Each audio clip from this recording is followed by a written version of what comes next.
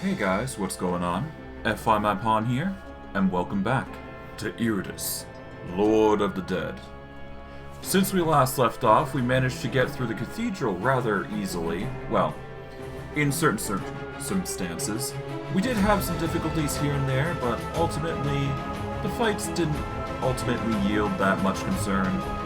But, of course, with any times like these, you have to be careful. But I digress.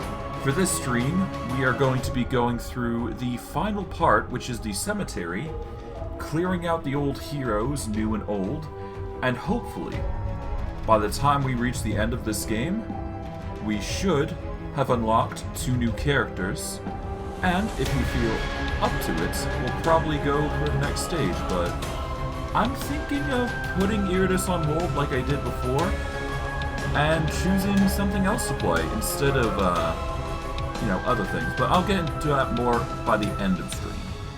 So, without further ado, let's begin. And let's kick some hero ass.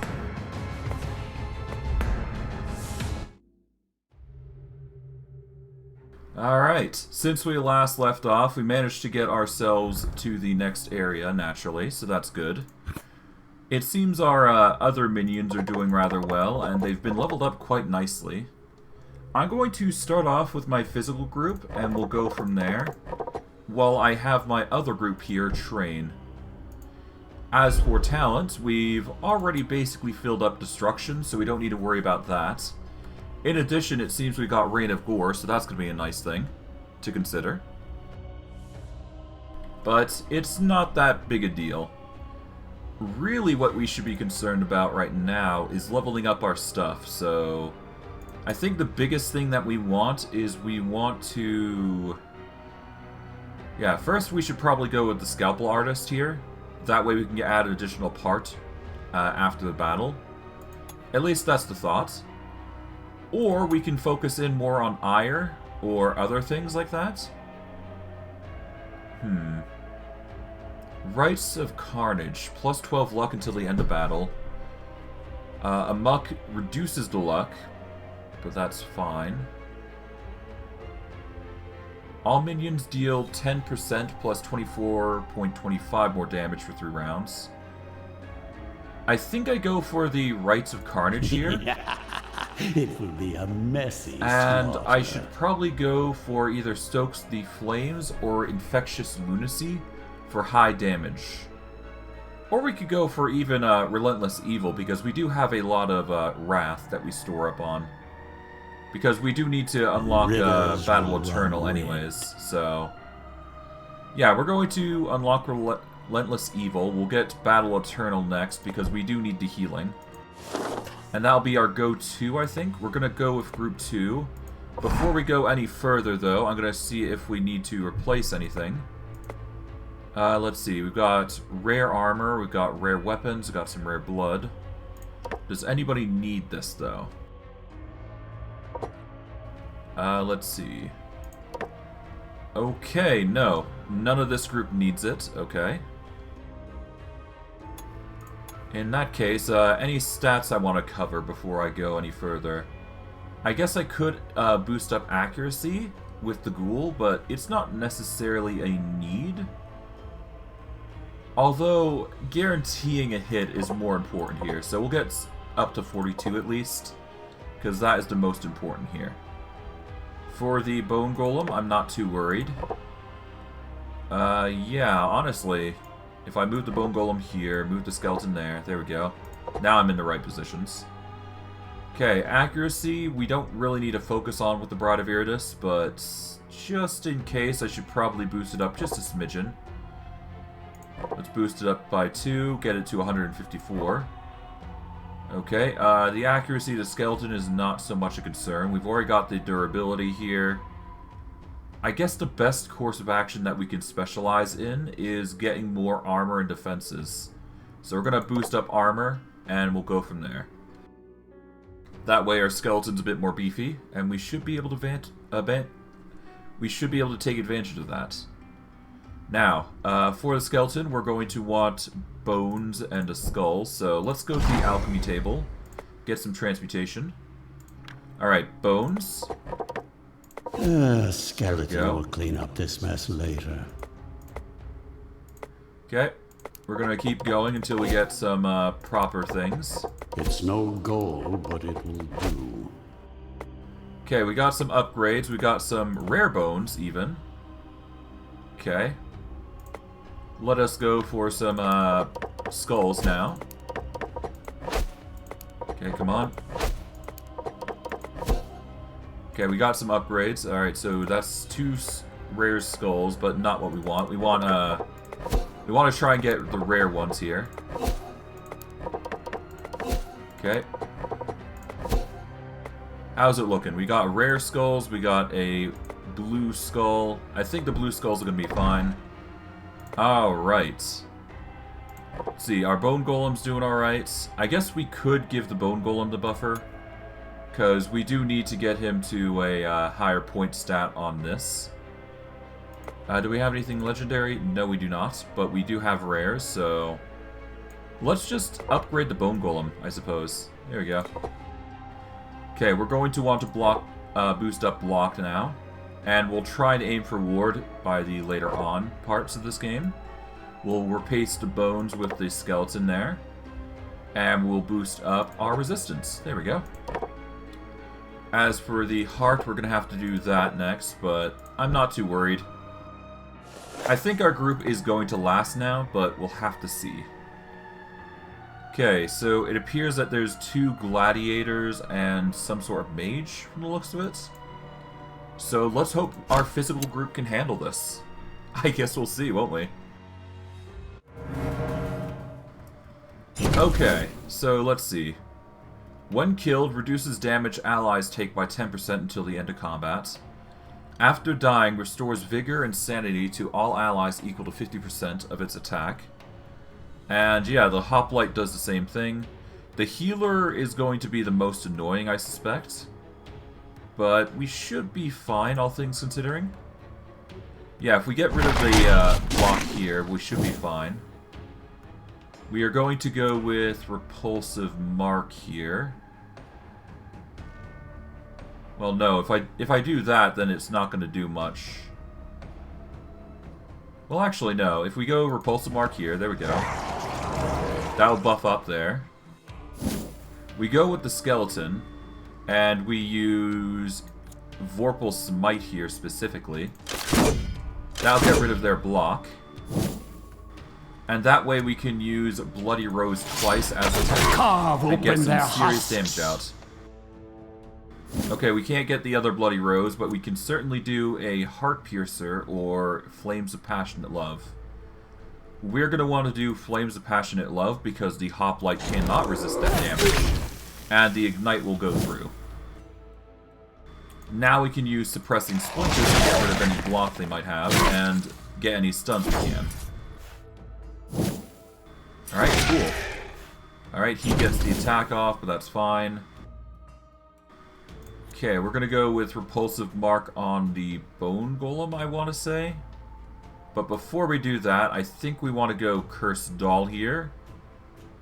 And start weakening the Hoplite in the back. No, if I'm gonna do anything, I should probably kill this guy first. Although, now I think about it, the Flames of Strong Love are actually going to kill him. It deals 59 to 66 true damage, so yeah, we'll be fine. We are going to use the Cursed Doll to deal 50 damage just straight up to the Hoplite here. Mortal legs. We'll use the Repulsive Mark here to give our Bone Golem the buff they need. We will go with... let's go with Mystic Fortitude here, just so our skeleton's going to block most of the attacks that are going to come his way. Just in case, we're going to try and stun, or get some stuns there. We are going to start using Flames of Passionate Love on the Hoplite in the back here. That way, he's going to start taking damage. Yeah, we'll do the Hoplite in the back. It won't be as much as before, but it will still deal 145, which is the important bit. Okay, that's a lot. Okay. Kind of sucks that they managed to get away with that.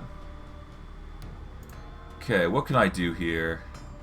I could probably do a mocking slap on the hoplite in the back. There we go. Let us go with an early lunge to get rid of that one. One less annoyance in the Nice. world.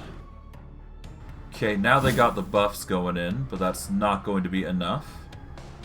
In fact, if I use Dismissive Barrier, that gets rid of their stuff, but we need to get past their ward. Okay, so that's not going to work. Yeah, no, if we use Mystic Fortitude again, we're going to have to use it just to block. We won't be able to get past anything, so I guess the best course of action is to go with Adore him here. Yeah, at the very least, beef up our damage. We are going to get rid of his stance, I believe it is. Yeah, let's try and get rid of his stance. Which it fails because of the block, but that's fine. Okay, they're going to absolutely heal. That's not fun.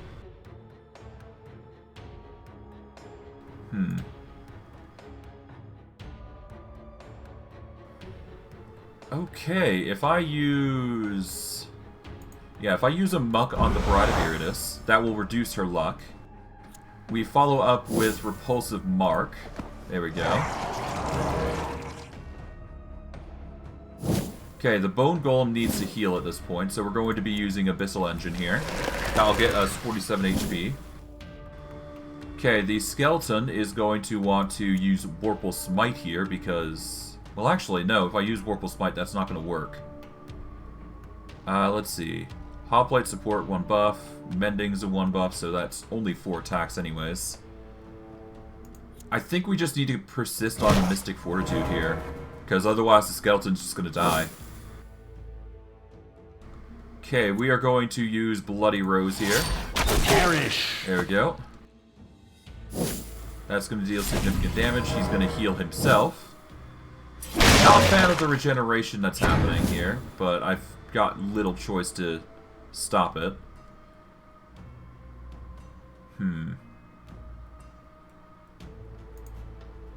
Okay, the most I could probably do is get a physical attack off, or at the very least reduce the damage that's coming in.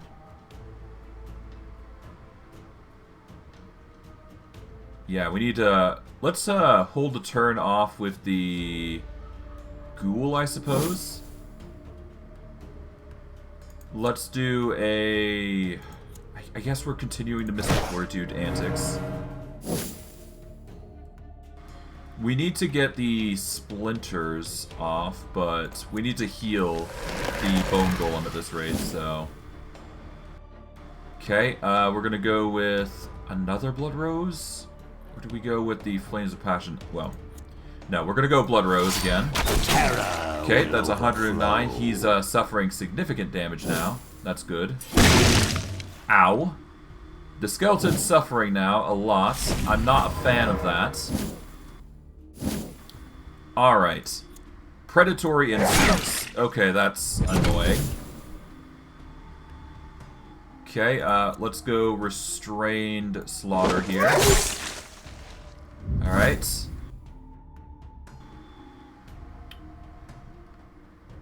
Okay, we remove all debuffs from the targets. Yeah, no, that's not gonna work. Okay, ignores armor and block. We're gonna have to go for this, I suppose. Hope there will still be enough left to reanimate. Okay, that gets some fear in. If we use something that's going to deal physical damage that can bypass the armor, that'd be nice. But I don't think we're going to get there. So we are just going to have to use... If we use Flames of Passionate Love, that might actually work. Hold on. In that case, we use Curse Ball here, get rid of the block. Move those mortal legs. We then use Flames of Passionate Love to deal nearly 100 damage. Okay, we are going to get... Let's see.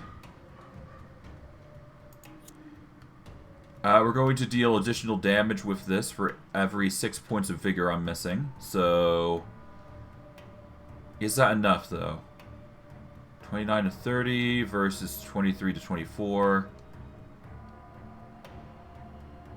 I don't think that's enough. We're going to use Bone Ward here to beef up the skeleton. There we go. Alright, he's going to burn. Thankfully, the block comes in clutch. And they're using healing. I need to stop that immediately. So, yeah, let's just use early lunch here. Get rid of them so we don't have to worry about it. Tide. Okay, that works in our favor, thankfully. And that just leaves the healer who's going to stick around. Because now he has no reason to heal. Or at the very least, he doesn't have a reason to stop us from healing. I'm not a fan of his 67 damage, or 70 damage though, so we gotta figure out something for that.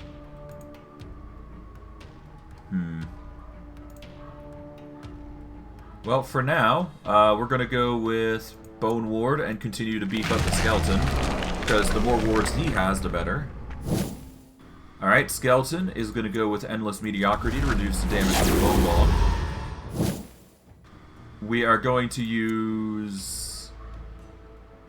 Oh, thankfully, get away from him ignores ward, so that's nice. I guess we'll do Adore him here. Just beef up like crazy. Ah, you're breaking ward. I see. Okay, we're just going to go with Repulsive Mark here. Beef up the Bone Golem, just so he's got a bit more defenses. Alright, Skeleton is going to do the Endless Mediocrity once more. Alright, we're going to Bone Ward the... well, no, not the Bride, but we can use Abyssal Engine here to get some health back. Alright, the Bride is going to... let's see. Well, first we need to get rid of the ward, so we're going to quickly do that. We're going to do Flames of Passionate Love to get rid of that another ward. Alright, he is now trying to retreat, as expected though. Okay, well we won't be able to do much, so I guess the best thing we can do is just get... oh, lovely, a crit. Alright, let's get the stun off. There we go, now he can't run. He's forced to stick around as he takes hit after hit. And for that, we finished. Outcome. Our skeleton took quite a brunt of damage, but that's fine. At the very least, the Martyr Rags comes into play, but I'm not sure if I'm going to be using those or not, so... yeah, aside from the skeleton taking a ton of damage, we're fine. So we'll toss the skeleton into the mortuary for now. We'll get our main group back, toss everybody else into the arena, and just do our double cycle, as we usually do, which is to be expected. Alright, with group 1, we are going to go to the grave now and see what undead we pick up. Okay, we got a Death Knight, we've got a Blood Wraith, and Abomination. We're going to go with the Death Knight here. I have a feeling that he's going to be pretty useful in the near future, so might as well keep him around. We'll ditch the zombie because we don't need him anymore, but we'll keep the Death Knight just in case. Now we've got to decide where we're going to go. Preferably we want quests, so there's one quest here, there's 2 quests on this side, there's one here. And... okay, Okay, so there's one well, there's 2 wells on this side. But we would have to skip the quest if we were to go that route, okay. So, one well, if we go down, down, down. Okay, there's no wells there, but... well, hold on, let's organize this a different way. If we go down this path, we can get 1, 2 wells. We can get... oh, but we miss out on the quest, though. Dang. Yeah, we would only be able to get 1 well from this path, but it gets us 2 quests if we take that path. Assuming we're willing to even go through the quests, honestly. For the other path, it's not as beneficial, it's just another quest. Okay, so we're gonna go down the past here. We're gonna have to miss out on the 2 Stells, I think. But it's not like I got a better choice. I guess I could ignore all the quests and just go for level ups. But I'd rather not do that. Alright, so we're gonna go for this battle. We're gonna go for the 2 quests, and we will hopefully get lucky. Or get blessed by a lot of benefits. But I guess we'll see, won't we? Alright, we are facing against another healer. We're facing against another hoplite, who's going to be annoying. And we've got a new minion here, an Amazon. Alright, they cannot be moved, they take up 2 adjacent positions, and after dying, it increases the accuracy of allies by 20 until the end of combat. These buffs cannot be removed, however. That's nasty. Okay, I guess to start out with, we are going to use Agony of Fire here. Alright, yeah, he goes first, so we're probably gonna have to swap them immediately, so we get the, evasion buffs. But that's fine. Okay, we're going to want to deal with the Hoplite here first. We get the Ignite and Curse off. Alright, we're going to do Grand Deception here to give ourselves a buffer, I believe. That'll give us 100 evasion for both attacks. The 168 to attack is not fun, though. Okay, Whenever a minion moves, attack it with a 100% attack. We are going to need to remove your ward first and foremost if we're going to be doing anything, so let's keep that in mind. I'm not too worried about the healer, but I should worry about the Hoplite at least, so I'm just going to use Grand Deception here. Well, not Grand Deception, but Black Radiance on him. We are going to want to get rid of the ward as soon as possible, so what we're going to do is we're going to do a Sorrow to get rid of 1 ward, and then we will do a... Well, yeah, let's do a Ghostly Inferno? If I do a Ghostly Inferno, that would target everybody and get rid of the ward, so yeah, let's do that. There we go. Double ward removal and more fear. He's going to get healed, but the agony and damage is going to play into part. And because he missed twice, that's a double hit. Your frail bodies fail you. I am really not a fan of that 168 to attack, though, so we're going to want to get rid of that as soon as possible, if we can. Okay, remove all buffs from the target, interrupt stances, ignore block and ward, doesn't miss. Do we want to deal with the healing? Yeah, I guess we can. Why not? Let's get rid of that, let's get rid of his buff that heals him an additional bit. Okay. We are gonna go for the... Well, I guess we don't need to worry about that, so I guess we go with... Necrotic Squall. Removes all buffs from the target. Target loses initiative. Yeah, let's just do the Echoing Terror. Of life. That way, they all begin to swap around, or at the very least, lose their evasion. Okay, we are gonna start by removing her accuracy. That'll bring her down to 128. And then we use Grand Deception here. That way we both swap around. She'll get her attacks off, but if she misses, which she doesn't even get the chance to, okay. Yeah, she's going to take damage. Okay, he's going to do his Battle Rage buff, it seems. She's going to get healed once more. But he's in for a very bad time, because Desiccate just gets rid of those buffs. Unfortunately for him. Alright.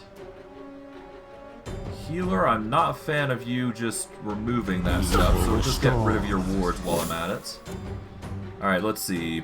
Black Radiance. Let's see. We've got Echoing Terror, but we don't have the debuff off, so we'll just get that on him. There we go. We'll do the Grand Deception once more. Cycle each other over. Alright. I guess we can do the Echoing Terror once more. Just ruin them completely with debuffs. Okay, that's a miss. That does more damage to you. Alright, he gets a fear. He gets a miss. And for you, you do another heal, which is not going to be fun. Honestly, at this point, before we do anything, I'm going to use Endless Power here. That way we get some bigger buffer there. I'm going to actually hold off on the turn for... Well, do we?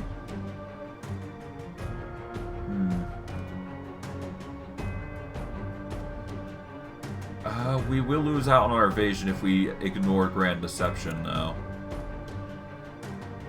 Let's see. The biggest one who's going to benefit from the Grand Deception issue is her. And because of that, oh god. You know what? Bone Obelisk you. There. Now I don't have to worry about the biggest issue. We'll get some more spell power here, and go from there. Okay, we remove all buffs from the target by using you as the target. There we go. No more buffs, and you are gonna do a miss, and we get a hit off you. Good. Alright, you're doing your battle stance again. That's gonna get rid of the ward that we so meticulously placed on you. But I guess it doesn't really matter. Yeah, no, we just go with another Desiccate here. Even more spell power to add to our collection. We are going to go with the debuff here and reduce your accuracy there. Okay, we are going to use Dark Gate once more to increase our spell power. Here we go. Okay. Now I have a choice. I can use the Skullfall here and deal a ton, or I can be patient and get rid of that block.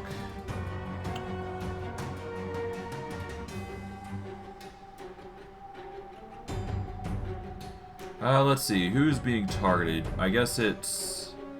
No, it's you, I think.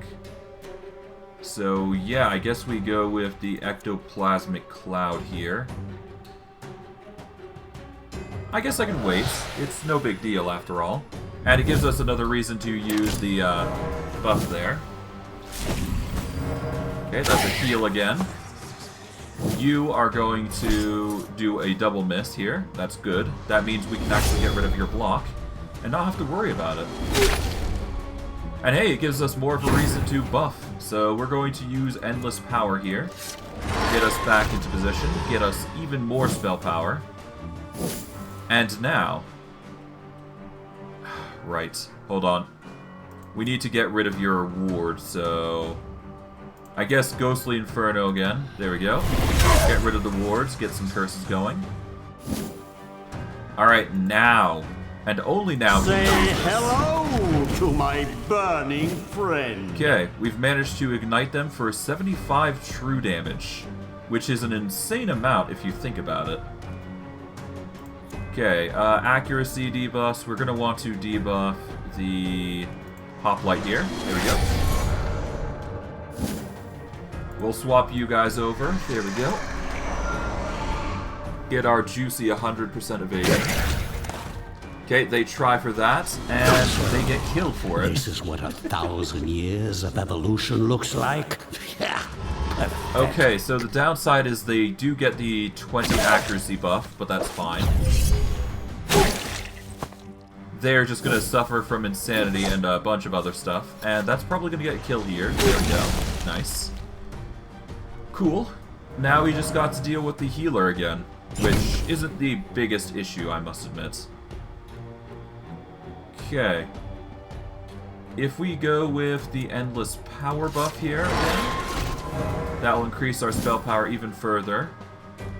And because it's magical damage, that's a near kill. Okay, we're going to go with Black Radiance to get rid of your... or reduce your accuracy again. And because it's magic damage, boom. Dead. And that is our win. Mine is the winning side. Ring of Purity. Removes all buffs from an enemy. Restores 5 mana for each buff removed. And I can use it for free. Because of how much, scaling power I have, apparently. So that's cool. We're gonna swap back to our physical group, as we do. We'll put the main group away. There we go. We take the skeleton out. There we go. We do have 2 levels that we can spend, but we need to save it for the Battle Eternal, I do believe. Because if we don't get that heal, that's just going to make us suffer even more. Especially coming near the end of the game. Then again, we are going to need Infectious Lunacy, or at the very least, Stoke the Flames. Because having the additional damage for 3 rounds is quite literally the deciding factor for most combat situations, especially when we get the Bride of Iratus in play. Because that's going to play an even more integral part, I'm sure. Okay, we're going to go over to here. We are going to sacrifice the Banshee, I guess. There we go. We're going to get a Mana Crystal, one-time use, and we get Enchanted Bones, which allows us to get buffs for our skeleton, which is nice. Okay, it looks like we got the Gladiators once more, which are going to give 10% buffer to defense, and there appears to be a Warrior as well. That's not going to be fun, most likely. So let's hope we got the means of combat to handle these guys. Okay. Well, hold on. Before we do go, let's see. I've got a ton of stuff that I can sack. Yeah, let's see if I can get an extra level before we go. Okay, we got a ring that removes buffs that restores mana. We're going to keep the Ring of Apocalypse, though, so no rings that we need. Yeah, we'll sell these. Or rework these. All minions gain 1 ward until battle ends. I don't need that. Each round of combat, Iratus recovers 5 mana. Nope. Decreases critical hit damage. No. Maddening Amulet. Nope. Don't need this magical loot to put people to sleep. At the start of combat, all enemies lose 1 block and 1 ward. All enemies lose 22 evasion. Let's sell these. I'm quite fine with keeping Morgenstern, though. But I'll keep the Spirit Spear just in case. We are going to need the Strange Jar, but we can sell all these Skull Torches, I suppose, in the meantime. Okay, we only need... Okay, no, we don't need the Delectable Parts. We don't plan on anybody dying. We're going to keep the Jars of Blood, obviously. Okay, we're going to definitely use the Strange Brain here, though. What else we got? Skullfall, no. Terrifying Visage, nope. Disperse spell used in battle will cost 0 mana. You know, that'd be nice. That is not enough to level me, unfortunately, so... Yeah, I'm just gonna have to make do with what I got. And I will stick with the minus 22 to evasion, because that's gonna help with combat, I suspect. So let's hope that's going to work in our favor. Alright. Group 2, let's do this. Okay. So Group 2 has a Viking.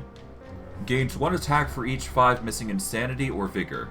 After dying, increases damage dealt by allies by 10% until the end of combat. However, it cannot be removed. Now, I can either go straight for the damage, which wouldn't be bad, but that's going to take away 50% of our mana already, and I'd rather not that happen. His accuracy seems pretty poorly, though, but still, compared to everybody else, that's going to be nasty, all the same. We're going to go with Muck here. Rage release! That way, the Bride of Iratus' damage goes up crazy amounts. We're going to use Repulsive Mark to increase that even further. That'll bring her to 172 to 180 damage. Okay, that's a miss, thankfully. We will need to get rid of some wards, so we have to keep that in mind. So, if we can, I'd like to get rid of the wards. So we'll start with Vorpal Smite here. And get rid of... Oh, no, we can't do that. Okay, so I guess we go with the Hoplite here. Get rid of his wards. Okay, with our Suppressing Splinters, we'll get rid of most of the wards everywhere else. Or try to. Okay, that's one. That's one, okay.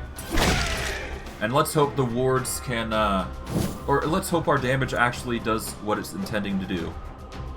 Alright, first strike gets 100 damage. Few heartbeats. Alright, we can get a kill here, most likely. 141, that's going to be enough to kill the Viking, so we should... I wish I could have done that, but I guess not. I guess the Viking just says no, fuck you.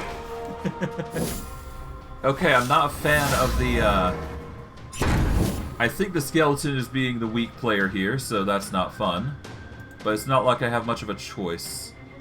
Okay, let's go with damage of 50 to this Viking here. Move those mortals. Get the early lunge here, which is not going to work, apparently, because bloody Vikings. Okay, yeah, no, that's not fun. Okay, I guess we're gonna Bone Ward the skeleton here. That's about the only thing I can do here. Okay, his defenses are going to be annoying to deal with, but I can probably get the kill off if I take out the Hoplite in front. So yeah, we need to deal with the Hoplite up front, and then we should be fine. Okay, let's see. We can either go for a 91 to 96 with a chance to get the crit off, or we can go for the damage output. Let's see. Yeah, no, the Hoplites are going to take the damage, so we might as well just focus on him instead. Okay, Pain. Thankfully the block came in. Not a fan of the others, though. Oh god. Pain. Okay, that's another stance. Okay, that's buff rage. Or the battle rage, I should say. Okay, that's another buff. Oh god. Okay, we can get the early lunch on you. That's going to at least guarantee one kill. That's good. Kind of entertainment. Okay, that's going to reduce damage by 10, but that's fine. Okay, how much HP? 91. Okay, if we go with... Well, no, we need to get rid of you first, don't we? So... I guess we get Rupture going?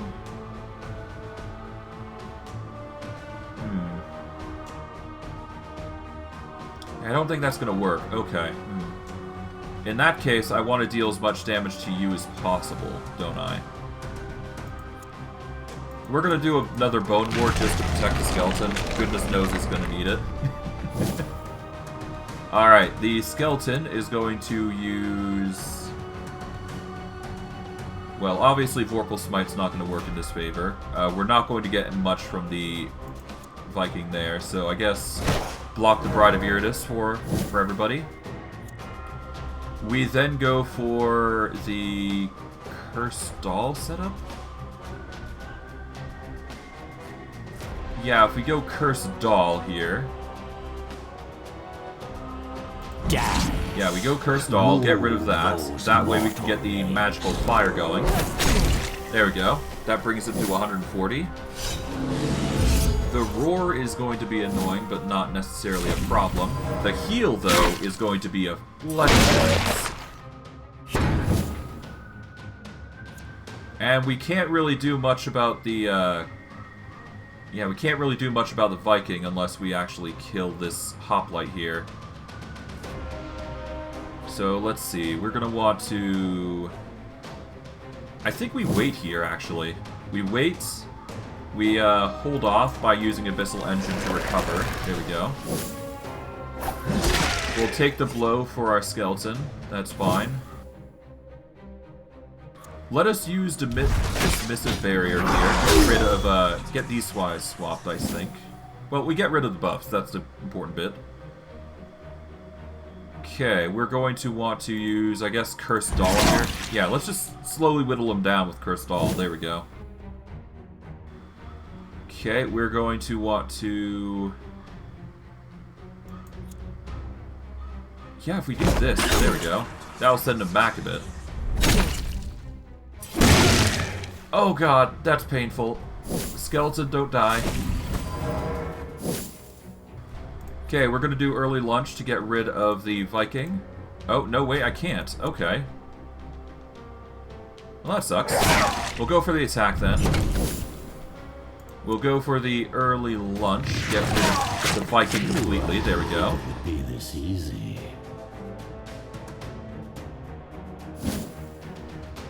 Alright.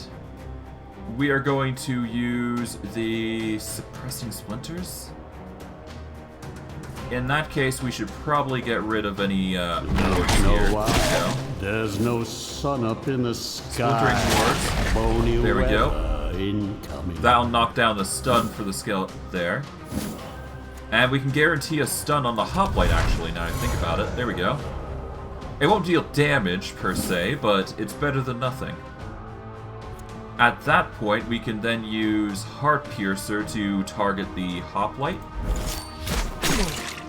There we go. Now, let's see. 192. We need to deal a ton of damage, so we're just going to go for the bomb here. Within flames. It's a bit excessive, but it's needed to get rid of the hoplite completely. That just leaves the... Yeah, just leaves the healer, who's going to be the most nuisance-ridden. Okay, the skeleton, we want to use... I kind of wish we could use Endless Mediocrity on himself, but that's not going to help him. So I guess we just protect the ghoul now. We are then going to use... I guess Heart Piercer here is the most staple. Yep. Just straight damage. Okay, now he's going to try and out-heal us, but to no avail, most likely. Okay, we are going to boost up the Bride? No, let's just go with Predatory and let's get some damage. Your frail bodies fail you. Get some serious damage in, and let's go with the Terminator. There we go. And that's the kill. Our skeleton is looking really flail among these groups, so... Not a fan of how the skeleton's been faring here. Then again, he's the lowest level out of everybody, so that probably makes the most sense as to why he's so gimped. Although, we could probably do with an upgrade at this point then. Alright, here's what we're going to do. We're going to first give him the 53 brain, because goodness knows he needs it at this point. We're going to boost up his stats. As for how, I guess the only real way is to increase his armor and resistance. Or we can increase his physical capabilities. Either way, both are not really so great. We'll just boost him up to 12, I suppose. That's really the best I can do. If we can, I'd like to reduce damage by 10, but I don't think that's going to work anymore at this point. So we need something a bit more... We need something a bit more effective, I do believe. Reduces physical damage received, increases magic damage received. I'm not too worried about the physical. I am... Well, no, I am actually very worried about the physical. Not so much the magic damage, though. We're going to reduce physical attacks by 50, but we'll increase magical by 25. It's a bit of an excessive upgrade, but it's kind of a necessity given the circumstances. Now, do we want to recover 5% of our vigor every time? That is a big question, because we could go for the wizard bones here and sacrifice 25 resistance from physical in order to get a increased magical resistance. As a result, reducing damage by 25% for both sides. Which, in turn, wouldn't be a bad idea. Instead, I think it's just going to be a course of... I can go with Infectious Lunacy, actually. That would actually increase the Bride of Iratus' damage by 30%. Or 35% even. So that'd be pretty interesting. I'll save it for now, though, in favor of shoving the skeleton back into the healing bay, get everybody else out, and put them in here. There we go. Stat-wise, let's see, we've got a 23 on our shade, so that's impressive.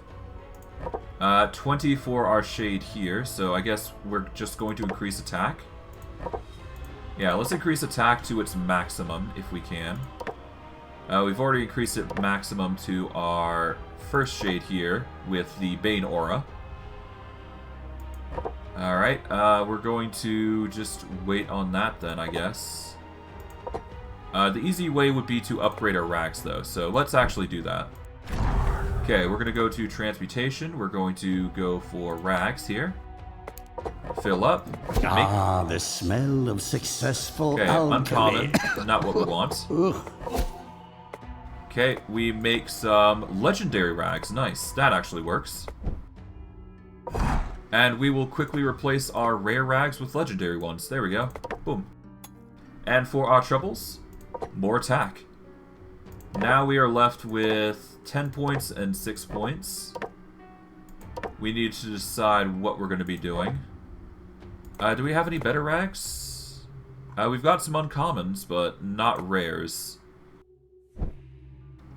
Let's see, what can we upgrade? We can upgrade Vigor, we can upgrade Armor, Luck. I think it's high time we upgrade Luck more than anything. I'm not too worried about the HP part, because we evade so much. Yeah, let's boost up Luck a bit. There we go. 31 to 28 Luck. There we go. Our Wraith here is perfectly fine stat-wise, but we should probably upgrade his block or ward. We'll upgrade the block, I suppose. As for the Reaper, well, he's already staple, so that's good. Is there anything I want to give him, though, instead of the Spider Mandibles? Because he's not really doing much with those, I don't think. Let's see. Immune to debuffs, can't miss abilities, mutant claws. Hero's Blood would be interesting, but not necessarily the best choice. Wizard Bones would be interesting, but not necessarily needed. And it's not like anything else really appeals here, so... I could ignore blocks and wards, and that would allow me to use all my abilities freely, but nah. No, we're gonna focus on Dread, I suppose. We'll increase Dread, and we will increase our... Vigor? Increasing Vigor would increase the HP of the dude. And our accuracy is already looking pretty nice, so we'll grab that. There we go. Alright, I think I'm satisfied. Item-wise, we don't need any replacements. I'm quite satisfied with the Morningstar to boot, because we can get rid of the evasion that we've given them by doing so. Alright, where do we go? We're gonna go for the straight line here, I suppose. That'll get us some more, it'll give us some more Digger Souls, which we don't actually need anymore. And it looks like we've got 2 Battle Seamstresses, so that's gonna be an interesting fight. Alright. Now I need to test something before we continue on. Does Agony of Fire get rid of 2... Does it get rid of 2 wards? That's a good question. Alright, no, it gets rid of 1 singular ward. Okay. In that case, we want to get rid of the ward that's currently affecting this Amazon here. Move those mortal legs. Okay, we are going to use the Grand Deception here. There we go. That'll swap us over. Then we use the Black Radiance here to affect your accuracy to 128. We can also reduce your accuracy even further by using Echoing Terror.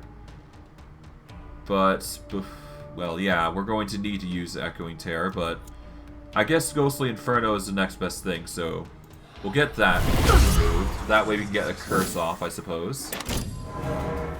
Okay, the arrow stance is not going to be fun, but it's not like we got much of a choice. Okay. Removes all buffs from the targets, interrupts stances. Yeah, let's do that, I suppose. And it also ignores block and ward, so we'll do that. There we go. No more stance for you. Okay, I think we can get away with a Dark Gate here. Yeah, if we use Dark Gate here, that will increase our spell power. We'll then do the Grand Deception as we usually do. She does not get an attack off because we actually removed her stance, so that's good. We are going to slowly begin whittling down the wards, I suppose. Yeah, I guess we whittle down the ward here. That is the best course of action I can think of. Okay, that's a miss, thankfully. Good. Okay, we are going to, once again, remove your stance. Okay, we are going to use... Honestly, if we use Cursed Doll here, there we go. We can use that to remove the stance. Then we can use this to get rid of your accuracy down to a 30 or 28%. Now we can start using the stress attack to deal Echoing Terror, which reduces evasion even further. Now we use Grand Deception here to swap everybody around, increase our evasion to 100%, and now they're going to start targeting our wraiths. Somehow she managed to hit despite that. Okay. Not a fan of that. Okay, we can now use this chance to use Endless Power, I suppose. Okay, let's see. We're going to want to use... Well, if we get rid of the ward first, that'd be nice.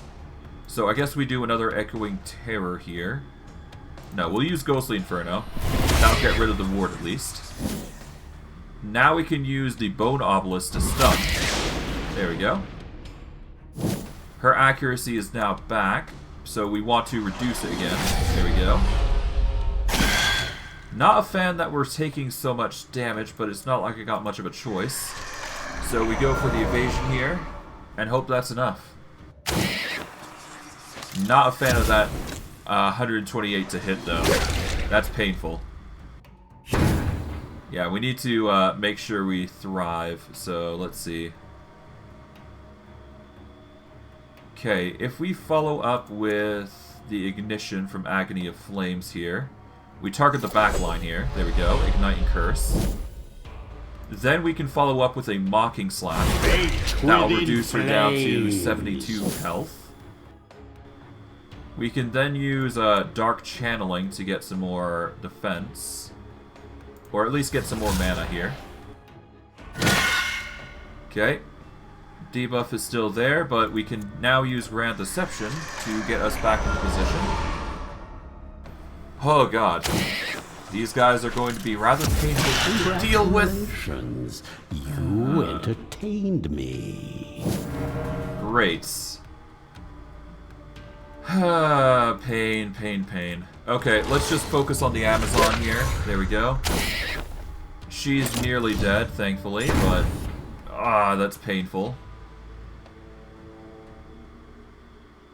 Alright, we're gonna want to go for the Agony of... Well, no, the Agony of Fire is not gonna help here, so... We're gonna start with Cursed Doll. Do we actually? Hold on. Agony of Fire would actually get the kill there, so no, we don't need that.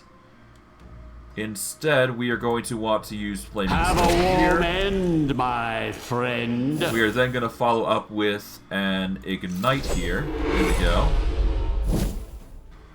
We are going to use Grand Deception on our Wraith now, because goodness knows that's going to be painful to deal with. And now we're in a predicament, because, yeah, that's not fun. Okay, terror, I suppose, yeah. Gonna leave a mark. I'm not a fan of the Amazon having such a high to hit. God, that's painful. Oh, and... Oh, right. The accuracy buff. Oh, God.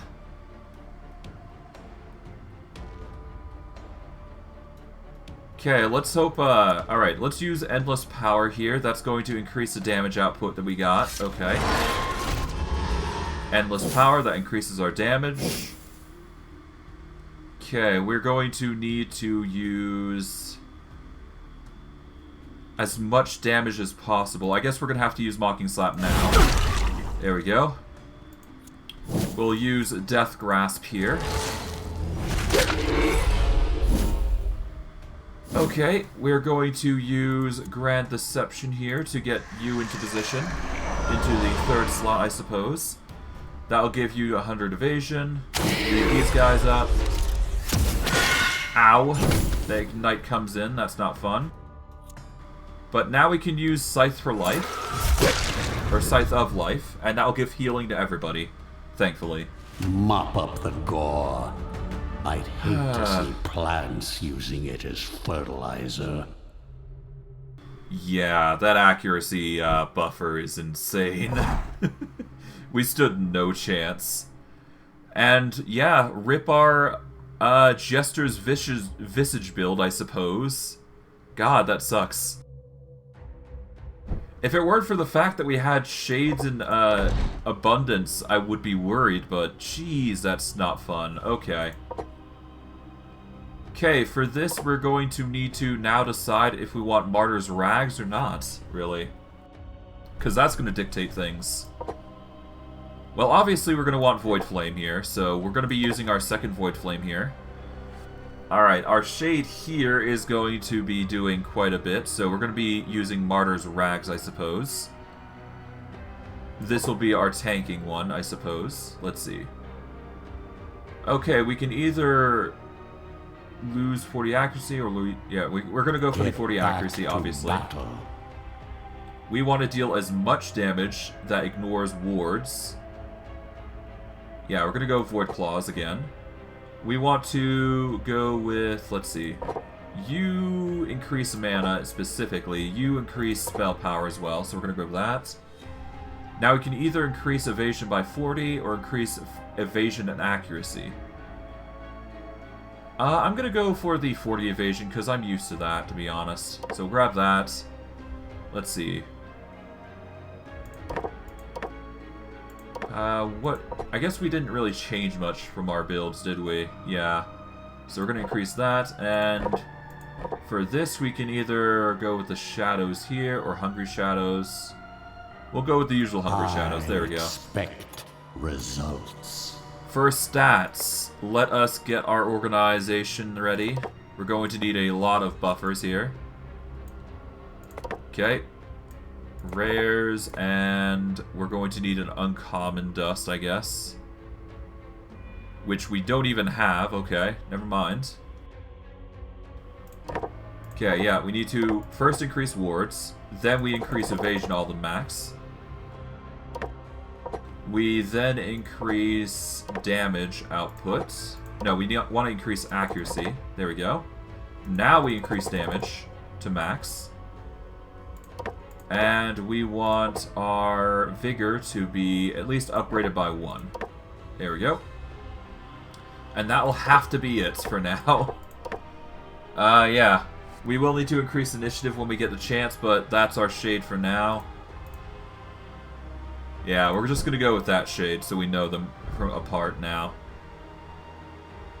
Oh boy, okay. Well, at the very least our minions are back in play, so that's good. Put that there. Move everybody into the positions. Get everybody out here. Skeleton goes here. Ghoul goes here. Hopefully the bones work in our favor. I guess that's really all it comes down to, don't it? We'll save the level 50 braid for a later date, because I highly suspect that I'm going to need to upgrade my minions, so... Actually, hold on. Let's take out this level 43. Let's give him the 50 brain, because he's, goodness knows, he's going to need it. Okay, we'll give him the level 50 brain. That is going to limit ourselves a little bit, but that's fine. Let's just increase initiative to the max, and yeah, we'll just get our luck to 25, I suppose. From there, just toss him right back in, and we are good to go. We're just going to have to hope the Martyr Rags are what's going to help us push us forward. Until then, second group. To the quest. Amidst the constant battles you fought upon these hallowed cemetery grounds, there's a rare moment of peace, where only the march of the walking dead breaks the silence of the night. Only the towering gravestones and edifices stand as mute witnesses to your progress. You can't help but notice some of them have offerings placed at their bases. A small alcove especially seems to radiate magic. It might hold useful items, but you wonder why they have not been taken by grave robbers.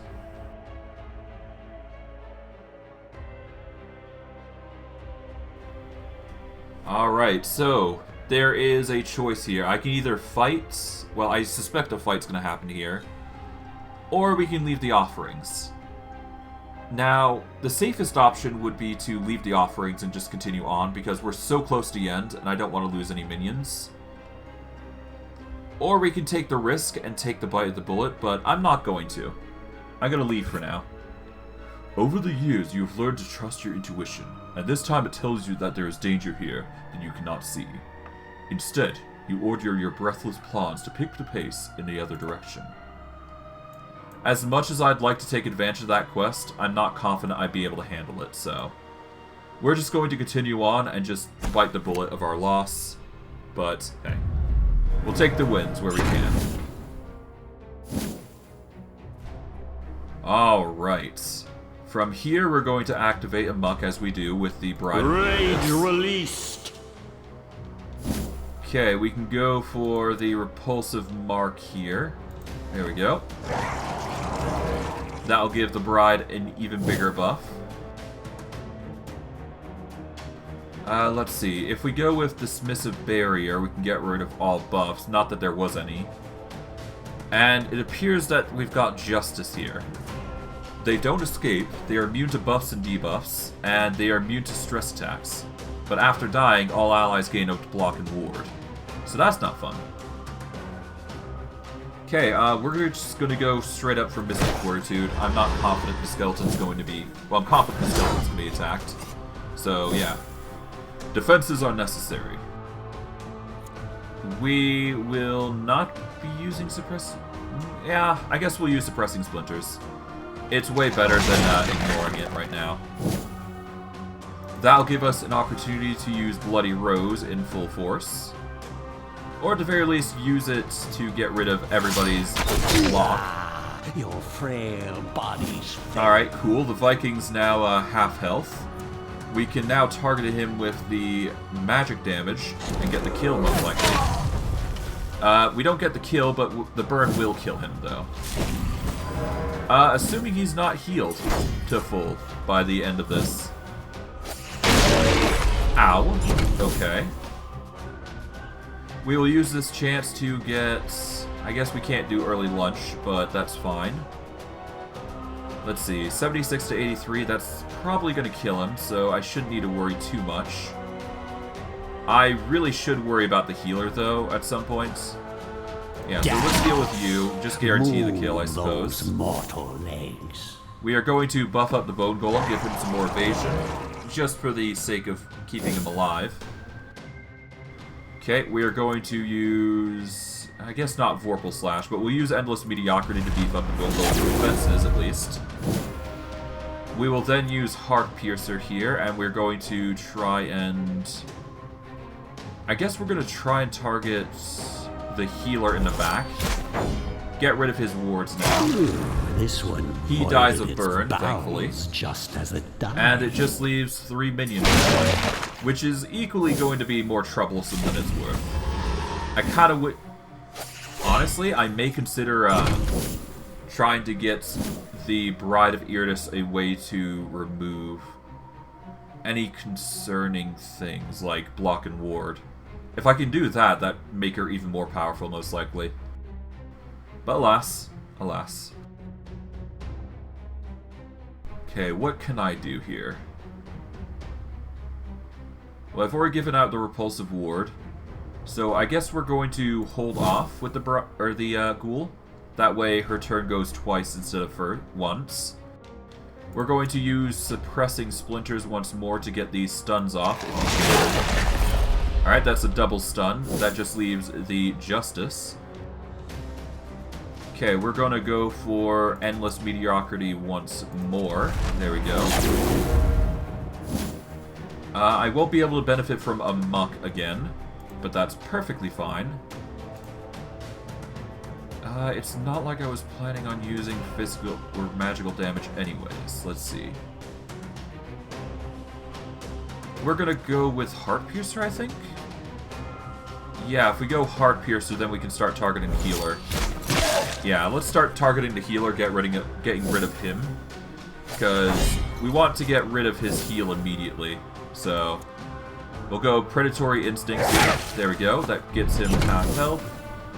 Now we do the Restrained Hunger. That'll bring him back to a very low HP value.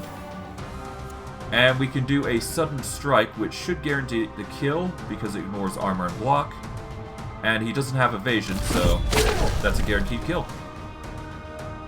Cool. Now I don't have to worry about healing from the enemy, so that's good. Although, now I'm going to have to focus on the Elite Hoplite here, who is going to not pass on buffs to Justice, so that's good.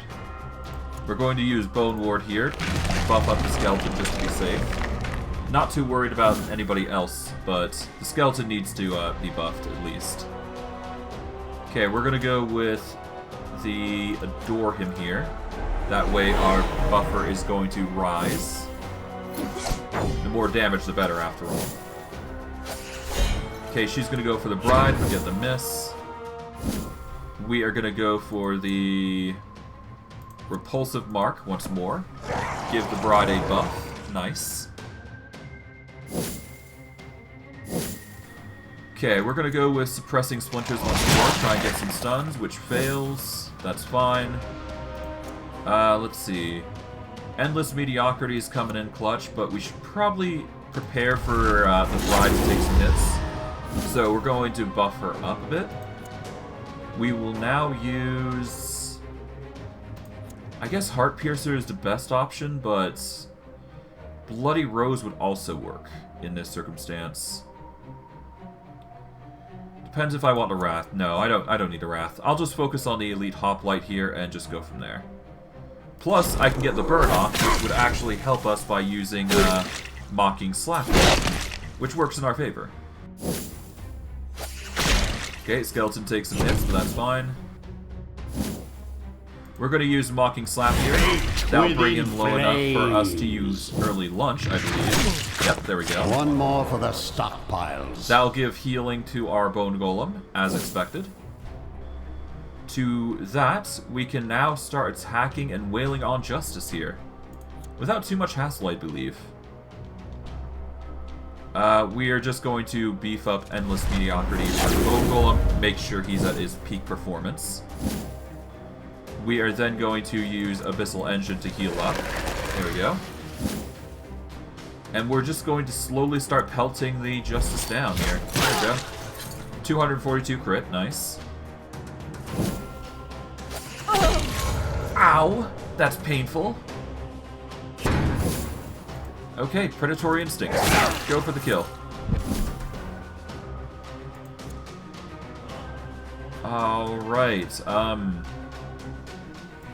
yeah, let's go for a guaranteed Bone Ward here. That's going to protect the Bride, thankfully. We'll go for the Bone Bully to stun. There we go. Bride gets back, and okay, that's another stun, but that's fine. We can easily go for Consumption here. There we go. That heals the Bone Golem, and just leaves our Bride at 50%. Opposing me? Which works for me. You're last. Let's see. Increases critical damage dealt by 30%, reduces critical damage received by 30%. It's alright. Okay. We'll toss the Bride of Iratus into Mortuary, get everybody back into position, toss everybody else in healing. And we've got 5 talents now. For this, we are going to need to... I think we have to stoke the flames here, or at the very least get Battle Eternal. I'm gonna go with stoke the flames because I think that's more important here. But my anger to and having a 30% damage reduction seems a lot more important right now. We're gonna go to the sacrificial altar here. We're going to sack a vampire, I suppose. There we go. And we'll get cursed bandages along with a book of ancient wisdom. That will allow us to level up Iratus I will make mortals freely. tremble before me. Well, even more than previously. Okay, do we even want to deal with an elite squadron? That's not fun. God, that's gonna be painful if we do. Okay, let's see. We've got another Justice appears. We got a Healer, we've got another Hoplite, and we got some sort of Mage here. Which is not going to be fun, I do think. Oh god. Okay, let's hope we can handle it. I'm getting really worried with these fights now. Yeah, the Adept appears to be a magic-oriented user, so we gotta keep that in mind as we're fighting. Okay, first and foremost, let's deal with the Healer. Because once the Healer's out of the way, then we don't have to worry about much of anything else, I should say. Let's also get rid of the Hoplite, I suppose, yeah. Yeah, let's start with the Hoplite here. So we're gonna get rid of his ward, just for now. Gonna use Agony of Fire here. That'll just debuff him like crazy. We're going to do... I'm not too worried about the accuracy on the Hoplites. Well, I guess the Hoplite's going to be really dangerous, so we should just debuff this to save. There we go. This one's going to do Grand Deception once more, as we do. There we go. And now we've got to get rid of wards. I think the best course of action to get rid of wards is use Ghostly Inferno here. That's going to target all of their wards, and while not the best course of action, it's probably the best for getting rid of the wards and getting the attacks off. And it's good for dealing damage against the Hoplite, who deals 2 attacks in one turn. I'm most worried about the damage dealer here, so we gotta keep that in mind. Thankfully, it seems like he's only shuffling people, so that's good. He is on the burn, so we can go with a Mocking Slap here, there.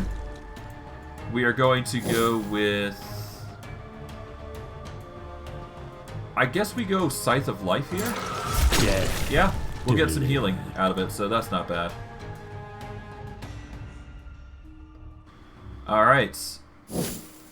We are going to use... Well, first we need to decide... Yeah, no, we need to go with Black Radiance here. We're going to get rid of the ward from the healer at least. There we go. We will then do Grand Deception, just so we're cycling out and getting the more defenses that we need. There we go. We are going to go with Echoing Terror here. That'll get rid of the 2 wards, and that'll debuff the Elite Justice, who's going to miss, as we deal more damage, I should say. Starfall Stance, that's not fun. Okay. So we're going to target the Starfall Stance, and we're going to remove it. Now you won't be able to do anything. Good. Okay, what we're going to do next is we are going to... I think we start with a Grand Deception. There we go. That way we can then channel some energy into the Dark Gate just to be safe. Alright. We are then going to do a Survival here to take a step forward. That'll bring us to 5 wards and 4 lock. Thankfully both are going to help us here.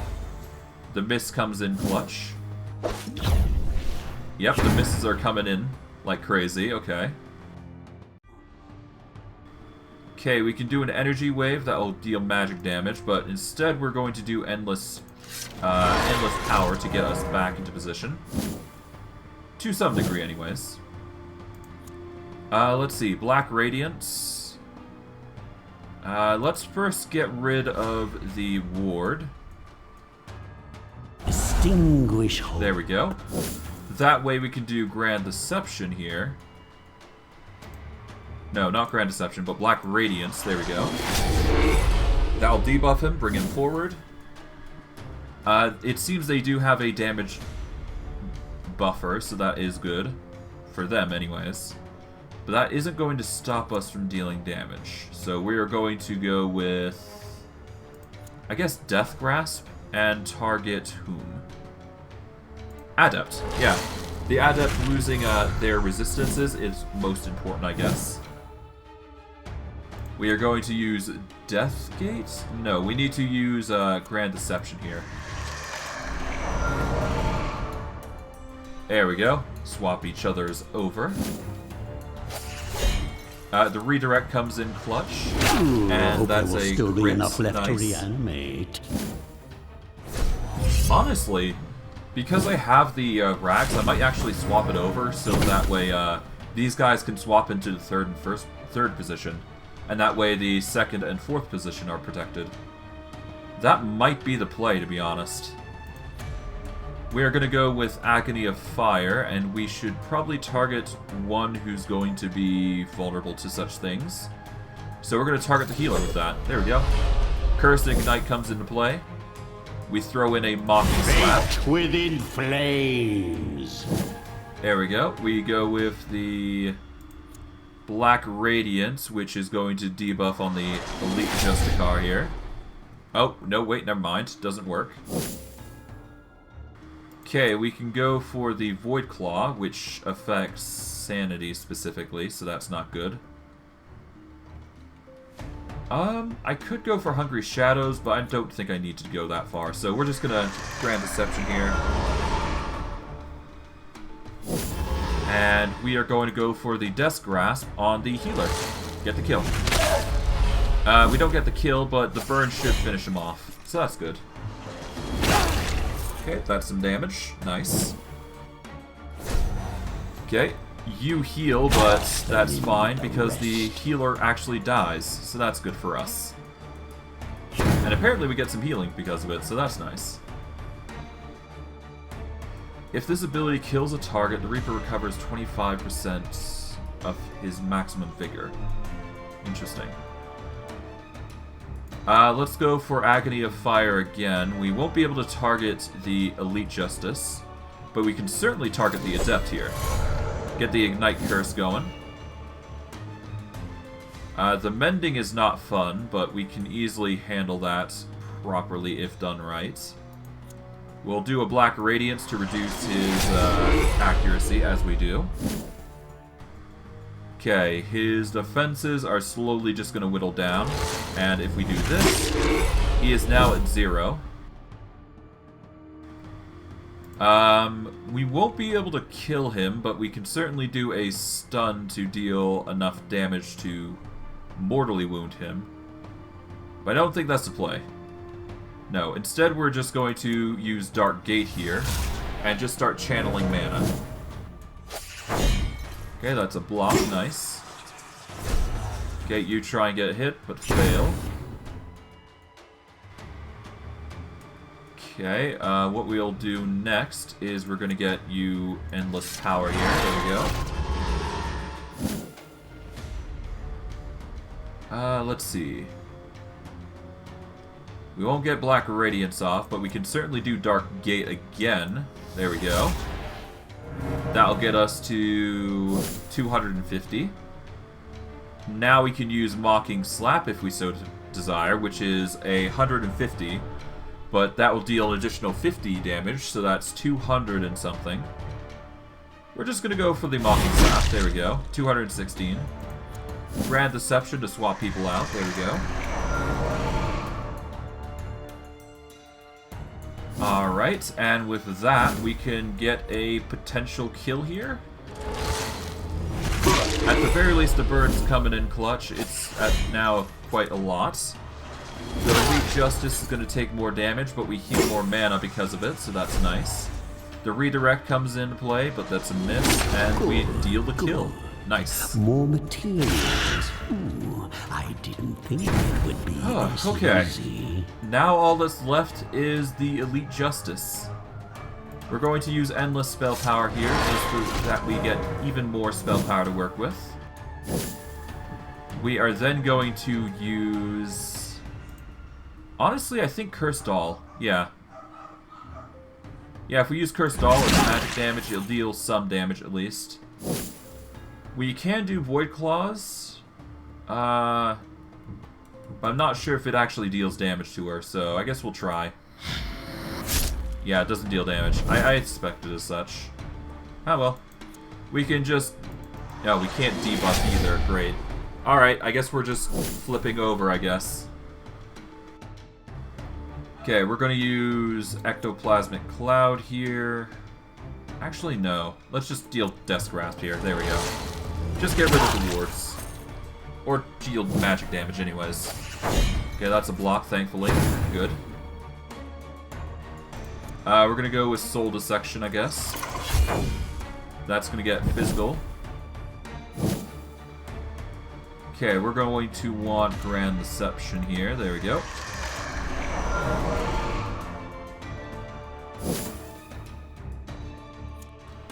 Hungry Shadows is not going to work, but we can use Dark Gate here.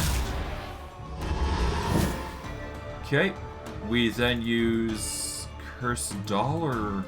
No, we'll use Mocking Strike. Let's get the potential kill. Flames. Okay, it's not a potential kill, but we can use Survival to move forward and get into position. There we go. That's a miss. I guess we do another Soul Dissection here. Okay, that gets rid of the block. That's fine. Death Grasp. 11 damage. Alright, let's use the Cursed Doll. There we go. I didn't want to take too long here. But hey, we managed to do it without too much damage, so that's perfectly fine by me. I'd rather take minimal damage than any damage at all. Well, I'd rather take minimal damage if it can be done. Now, Infectious Lunacy is going to be a very powerful ability, most likely. So, yeah, let's try that, actually. I'm very curious to see how that's going to work with our Bride of Iratus, no less. Let's toss everybody here into the way. Move those guys here. There we go. Alright, we're going to go here. We're going to check out the Ancient Coffin here. What we got? Okay, we got Martyr's Rags, the Leg Cuffs, and the Funeral Coin. Martyr Rags redirects the attacks. Leg Cuffs means the minion can't be moved. And the Funeral Coin increases critical damage dealt by 30%.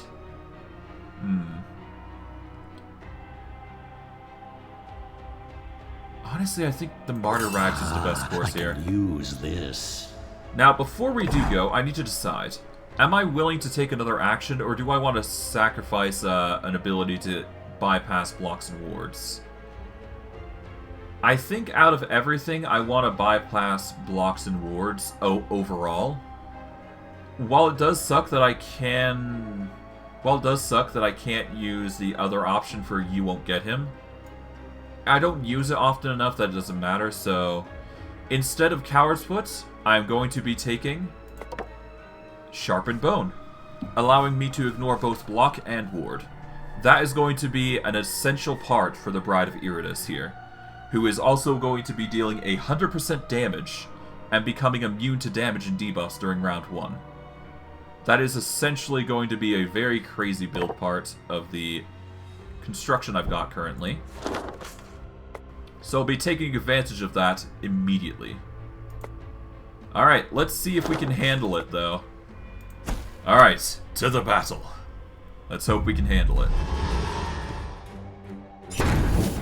Alright, before we do anything, we are going to want to get a Muck replaced, and we're going to replace a Muck with Infectious Lunacy, and we're going to replace that with Stoke the Flames. There we go. We are going to deal 35% more damage anytime we attack. So we're going to do that with the Bride here. The Skeleton does not get this buff, unfortunately, but that's fine. We are going to use this chance to beef up the Bride of Iratus' damage even further. Alright, the Skeleton. We're going to use Endless Mediocrity on the Bone Golem. There we go. Barbarian's going to attack and use his means to ignore wards. We're going to use Suppressing Terror here. Get some stuns if we can. We managed to stun one of them. That's perfectly fine by me. Now, we do Bloody Rose. That is a crit for all of them, and they are half health now. That is some insane damage. Alright, after dying, deals 12 to 13 magic damage to all minions. That's perfectly fine by me. Okay, we're going to go for the physical removal from the hoplite here. There we go. That'll get rid of any concerns there. We're not going to worry about the Vikings, but we should worry about the Adepts. Deals additional damage for each buff and debuff on the target. Currently there's no buffs or debuffs on the enemy, so I shouldn't need to worry about them. So instead I'm just going to hold our turn with her. We're going to use Endless Mediocrity once more to beef up the Golem again. There we go. Okay. I can use Suppressing Splinters if I so desire, but... In fact, you know what? I might as well. Let's see if I can get some stuff. Nice. I managed to get 2. Good. That works in my favor, because now I can use Heart Piercer and get a kill on the Adept who is active. So yeah, we attack him, get the kill. That's one enemy out of the 4 to deal with. Okay, we can go for the early lunch, which would guarantee a kill, but we're actually going to go for Predatory Instincts here. Then we are going to fall back with Restrained Slaughter. There we go. We are then going to go with Cursed Doll, which deals 50 damage. No, actually... let's go with Mocking Slap, because that's a guaranteed 80 damage. That gets the kill. And that just leaves these two now, who are going to be quite troubled by this. But we are going to use the block here for the Skeleton, just to be safe, because he's been doing wonders for us. We are going to use Endless Mediocrity once more. There we go. Give ourselves that buffer. Okay, you're going to attack, but miss, thankfully. And we can probably do another Bloody Rose if we wanted to. And let's see. Infectious Lunacy is still on, so that's even more damage. And that's a near enough kill, I think. Alright, that takes out a ward from our Skeleton, but that's fine. We can now do early lunch on the Viking, because that has the most health. That gets a kill. Gets old. And the Skeleton should just go on for a kill. Done. I can't complain. The results are pretty satisfactory. Ends, your service begins. I do not regret getting those abilities. And because the offense is now guaranteed, the defense is going to be even better, most likely. Yeah, so we put these guys back in. There we go. We get everybody back into position. And if we ever want to focus on a specific aspect, we're good. Okay, we move over to here.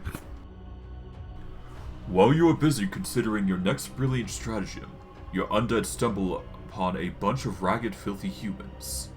It takes mere seconds for you to realize that they were grave robbers, still trying to ply their trade despite the apocalyptic battle happening all around them. While you observe them with bemusement, they likewise spot your undead and quickly duck into a crypt and bar the gates behind them. It might be a good idea to kill them and take anything they found, but is it really worth your time? It is not.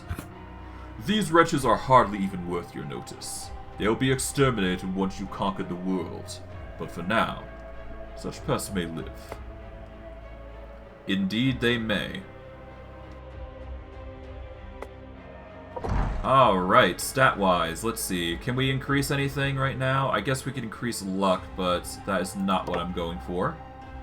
We're going to increase vigor, just because our shades are going to need every little bit of it, I suspect. For now, though, the Wraith will be the focus here. And I should probably give the Wraith some nice stuff if we can. We can give him the rare dust. But no, we're going to give that to the Shade here. There we go. We'll boost up HP there, and off we go to their merry places.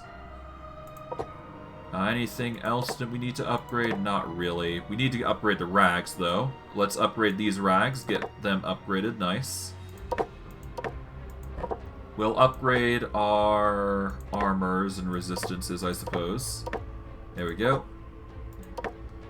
Alright, the Wraith's fine. The Reaper could do with some upgrades, but not necessarily too heavily. Let's see. Honestly, at this point, I think the most important bit is that we focus on Dread. So we're going to focus on Dread with the Reaper, get his damage up, and go from there. Now, do I want to focus more into Spellpower or not? Honestly, at this point, what I'm going to do is I'm going to swap the Wraith into the second position, keep the Shade here in the third position, and we're going to instead take out the Bane Aura and use the Martyr Rags. That way, the Shades are actually protecting the other two quite fervently, which is the important aspect of our build. Okay, so we're dealing with a Plague Doctor, we're dealing with the Caster, and we're dealing with the Monk, as expected. Alright, we should be able to handle this fight, I think. But let's check to make sure. Alright, attacks ignore target's armor, resistance, block, and wards. When killed, removes all buffs from minions. Okay, that's annoying. Vikings, usual. Plague Doctor. After dying, removes all debuffs from allies. Whenever the Plague Doctor uses an ability, they gain a stack of purification. When they accumulate 3 charges, they will use a special ability and lose all charges. I'm worried about that special ability. Very worried, in fact. I think it's in our best interest to start focusing on the Doctor. So we're going to use a... We're going to use that. We are then going to follow up with Agony of Fire here. Get the Ignite and Curse going to start with. We're going to use Black Radiance on... I guess for now the Viking, because it's the only concerning one here. We are then going to use Grand Deception to start out with and flip them over. There we go. Alright, our buffer comes into play. We can do Echoing Terror here, which I'm going to use just to get rid of their evasion. And just make them much worse, or much easier to handle. We'll deal significant damage and heal as part of it. The redirects are coming in. Not a fan of that accuracy from the Monk, though. Really not. Yeah, no, it's looking like we're going to have to get rid of the accuracy from the Monk before we move anywhere further. We'll get rid of the ward from there. We are going to use Agony of... No, we need to get rid of the... Oh, we can't, because he's too far. Nuts. Okay, we're going to use Agony of Fire then on the Monk here. There we go. Okay, we're going to use Black Radiance on the Monk here. There we go. That will reduce his accuracy to 100. Let's see. It's going to target all enemies, or all minions, so we're just going to have to hope we can get the evasion off and defend from the magical attack that's going against us. Thankfully, we can reduce any wards that they may have, so it's not that big a deal. So yeah, let's do that with that in mind. Let's do their let's do the debuff there. There we go. And we'll just have to hope that's enough. We'll utilize magic damage to get rid of the rest. Okay, that's a miss, thankfully. Nice. Even more magic damage being dealt. The magical blast comes into play, but the wards are going to block him. Nice. Okay, that's a swap from each of them. That's fine. Ow. Okay. Okay, Mocking Slap. I guess we deal with the monk who removes all buffs from minions.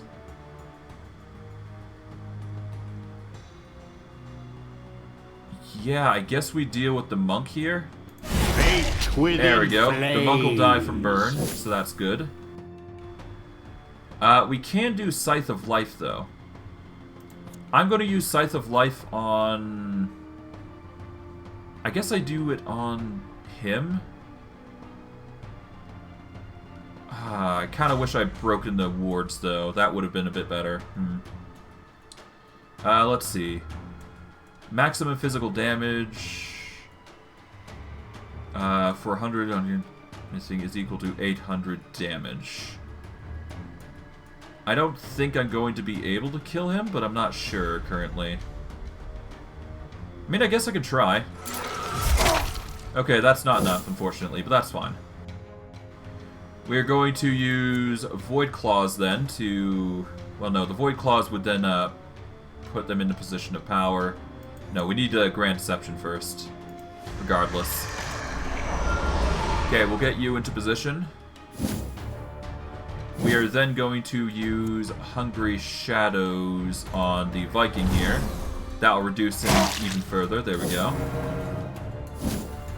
Okay, we are going to increase the defenses of this shade here.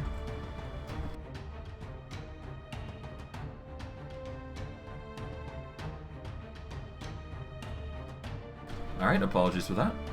Alright, we're going to have to use Ectoplasmic Cloud here. And we're going to do it on my position with the Wraith, because that is the most protective part here.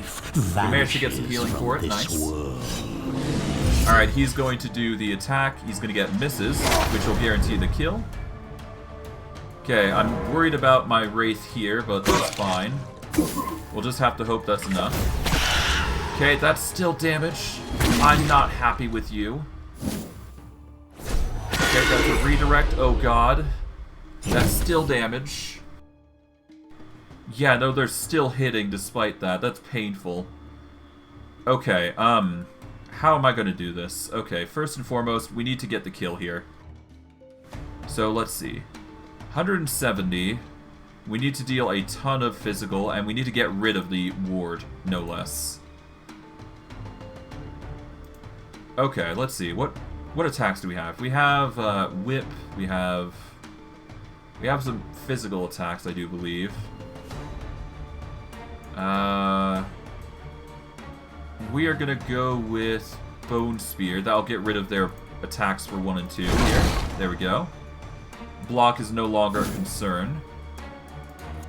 Let's try for Scythe of Life here. Yeah, Scythe of Life. Alright, that's still not enough. Okay, that's not fun.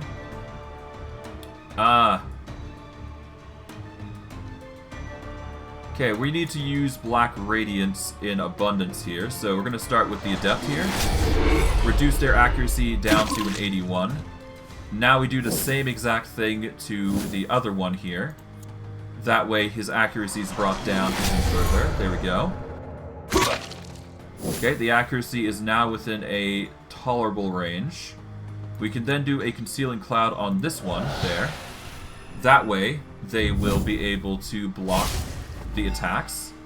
Unless, of course, they do that. Okay, that's a double miss.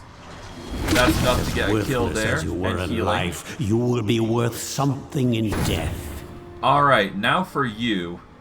Okay, we want to deal enough damage that it's gonna work, so we need to deal Cursed Doll damage here. Okay, that's 23, that's still not enough. I don't think that's enough, but we'll try anyways. Okay, that's some healing. That works for me. Soon this world will be mine. Jeez.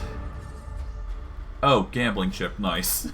I don't think I can use the gambling chip in this instance.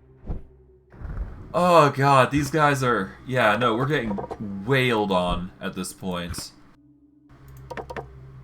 Yeah, no, I need to get everybody prepared for the worst at this rate. Okay, do I have anything that's going to help me here? Well, obviously the heal, but I think I'm going to have to start using calcinations here. And if I can, I'd like to buff up those calcinations using necromancy power.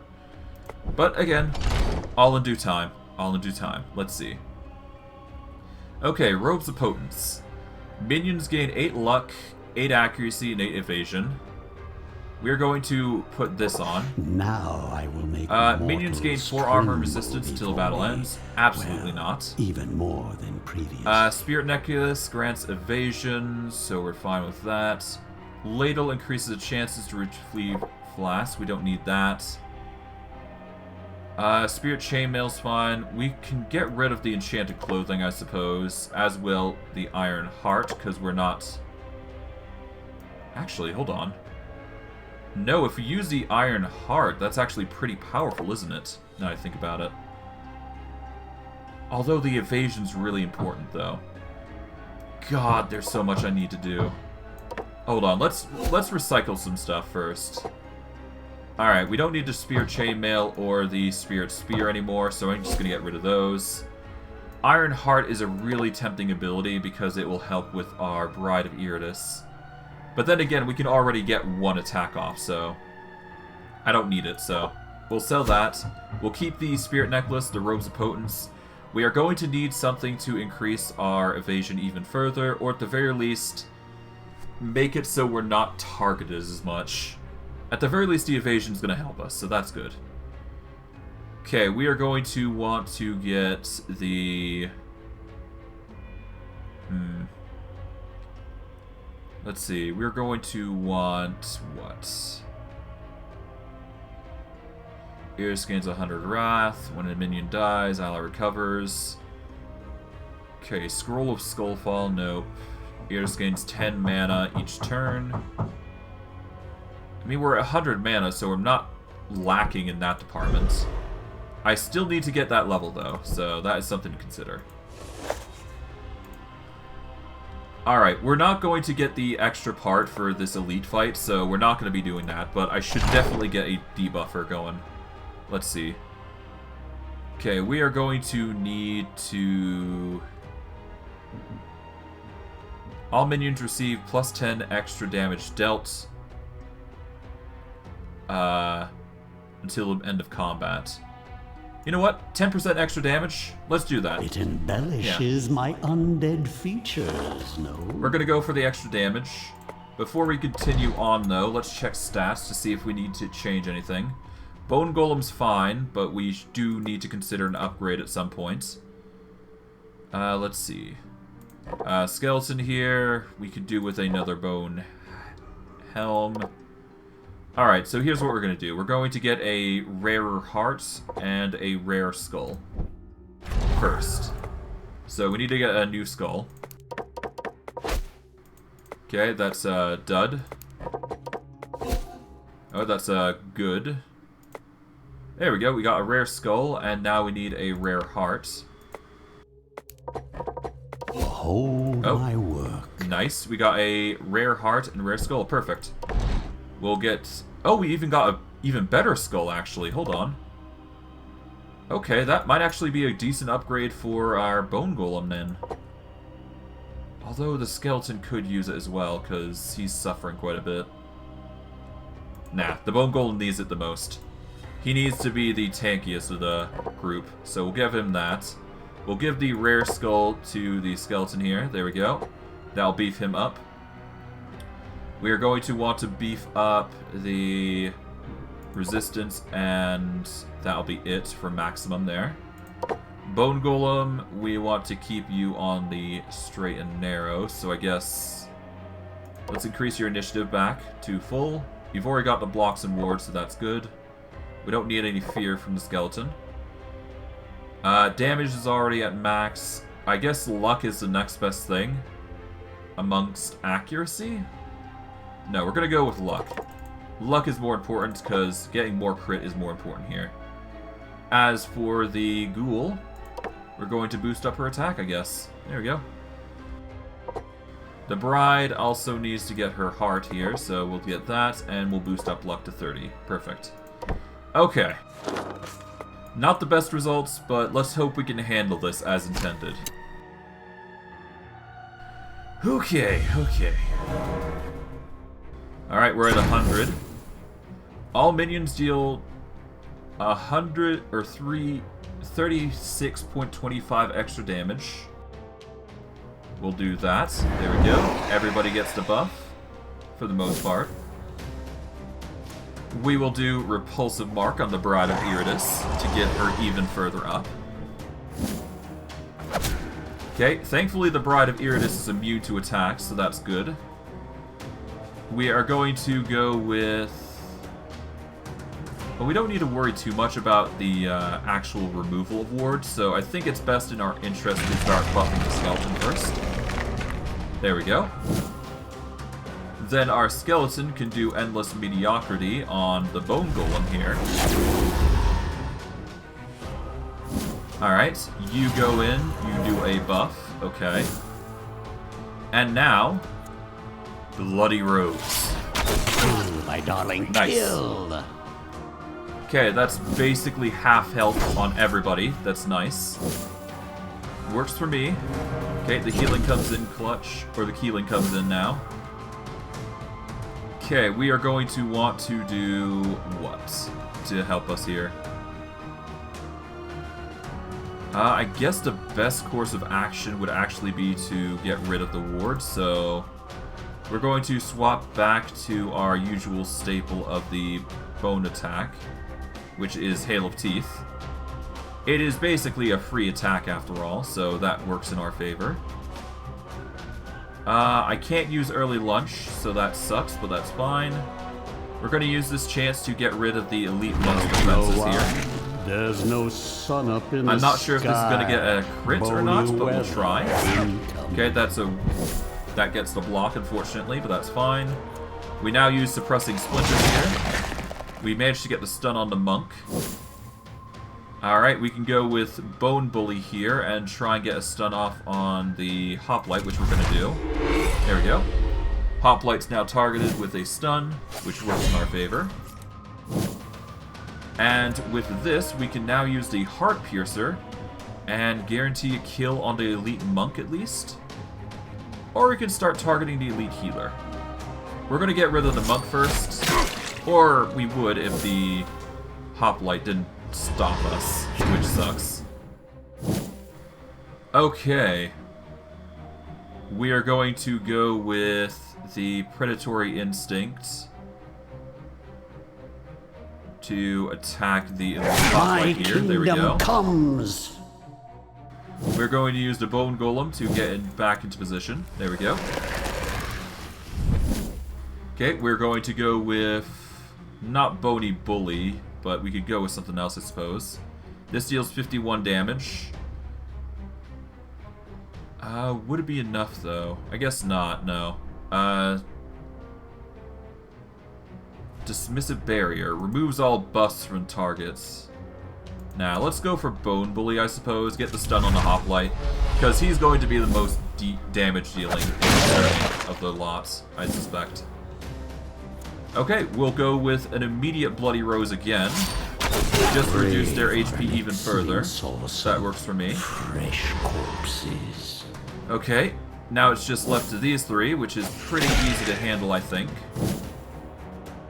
Okay, healer's trying to heal the monk up, but is probably going to fail him miserably as we just slowly whittle him down. Perfect. Alright, Bone Golem comes into play, moves up to the very front. There we go. Skeleton is going to go for the... Well, once I start removing the... I guess we'll remove the physical rewards on the healer here. There's no sun up in the Bone sky. Bully here. That gets the Weather reward. incoming. Alright, we are going to use... Do I use Heart Piercer? No, I'm going to use Adore him to start with. That way our damage starts beefing up. Alright, that's a thankful miss. Okay, we are going to move the ghoul back. We are then going to use Repulsive Mark to beef up the Bride of Iratus once more. Get her up to 94 to 100 damage. We are then going to use Mystic Fortitude on the Bride, just to be safe. Not that we need to, but it still never hurts to be safe. We are going to use Bone Ward to protect the skeleton here. There we go. Get some wards going. And for damage, I guess we go for the Heart Piercer? Yeah, Heart Piercer. Perish! There we go. 240 damage. That's near enough for a kill. We lose a ward there, but that's fine. Lose a block, that's fine. Can we get early lunch off? Yes, we can. We can kill Elite Justice if we do that. And now all that's left is our unfortunate healer friend here, who's going to probably die at this point. Alright, we get rid of the ward. We're going to start using Vorpal Smite here, and boom, that's an insta-kill. It was such an effective turn that I'm probably actually going to do it again. My will with our is physical a group. tide that will wash away your pathetic civilization. As I say that, I'm probably not going to do that, because we need the first group to actually recover. Well, the first group needs to do its usual recovery work, so... We'll get Shade 1 here, Shade 2 here, Wraith here, and Reaper in the back. And we'll get everybody else in the arena, so they can train up.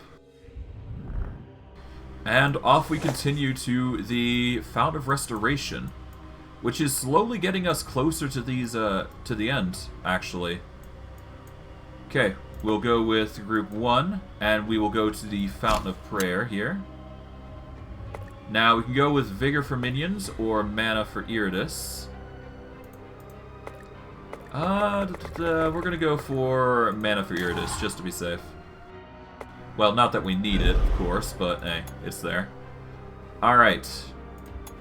I'm immediately gonna go for the Distillation at this point. So that way we deal 10% more damage and receive 10% less battle or damage for one battle. Becomes free. And we're gonna start spamming Distillation at this point. Alright, yeah. Distillation is going to help us restore 30 vigor to all minions at this point. And we're just going to put everybody back.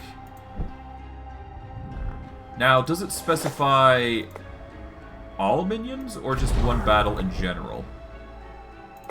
Alright, let's fill and craft. There we go. But it will do. We'll put our physical minions back away. There we go. I guess we do have the mana. I'm just... You know what? No. Let's actually get the physical group. Why not? Let's move these guys back into position in the arena, I suppose. Just keep them leveling up there. And we'll keep to our physical group. Why not? I have a feeling that... Oh yeah, we also really want to deal with this... with the physical group, actually.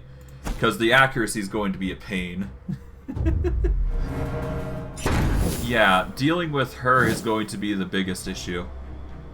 Okay, so we're going to use Infectious Lunacy here. Madness manifest. We're then going to use Repulsive Mark. There we go. Get our buff going. We are now going to use Suppressing Splinters here to get some potential stuns. Nice. Alright, we get the stuns off on the back line, but the front line is going to take some hits, but that's fine. We are going to go for Endless Mediocrity on the Bone Golem here. And now we do the bloody rose that the Bride of Iratus There will saves. still be enough left to reanimate. Okay. From here, I can use predatory instincts and start hunting down the other two in the back line. So I'm going to take this chance to deal with the Viking here. There we go. We are going to use... I think I use Rupture here to get the 43 to 44 damage on the Elite. But before that, I want to deal as much damage as possible, so we're going to go with the Mocking Slap here. Within flames. And then finally go for the hits. And hopefully we get the which we do, and it's not enough. Great. Ow, Skeleton takes a big hit. That's fine. Okay, the Ghoul takes a miss, thankfully. Okay, what we're going to do is we're going to go for the Bone Bully here. No, we want Endless Mediocrity for now. So we'll beef up our Bone Golem here. We are now going to go with Heart Piercer on the Adept in the back. There we go. This never gets old.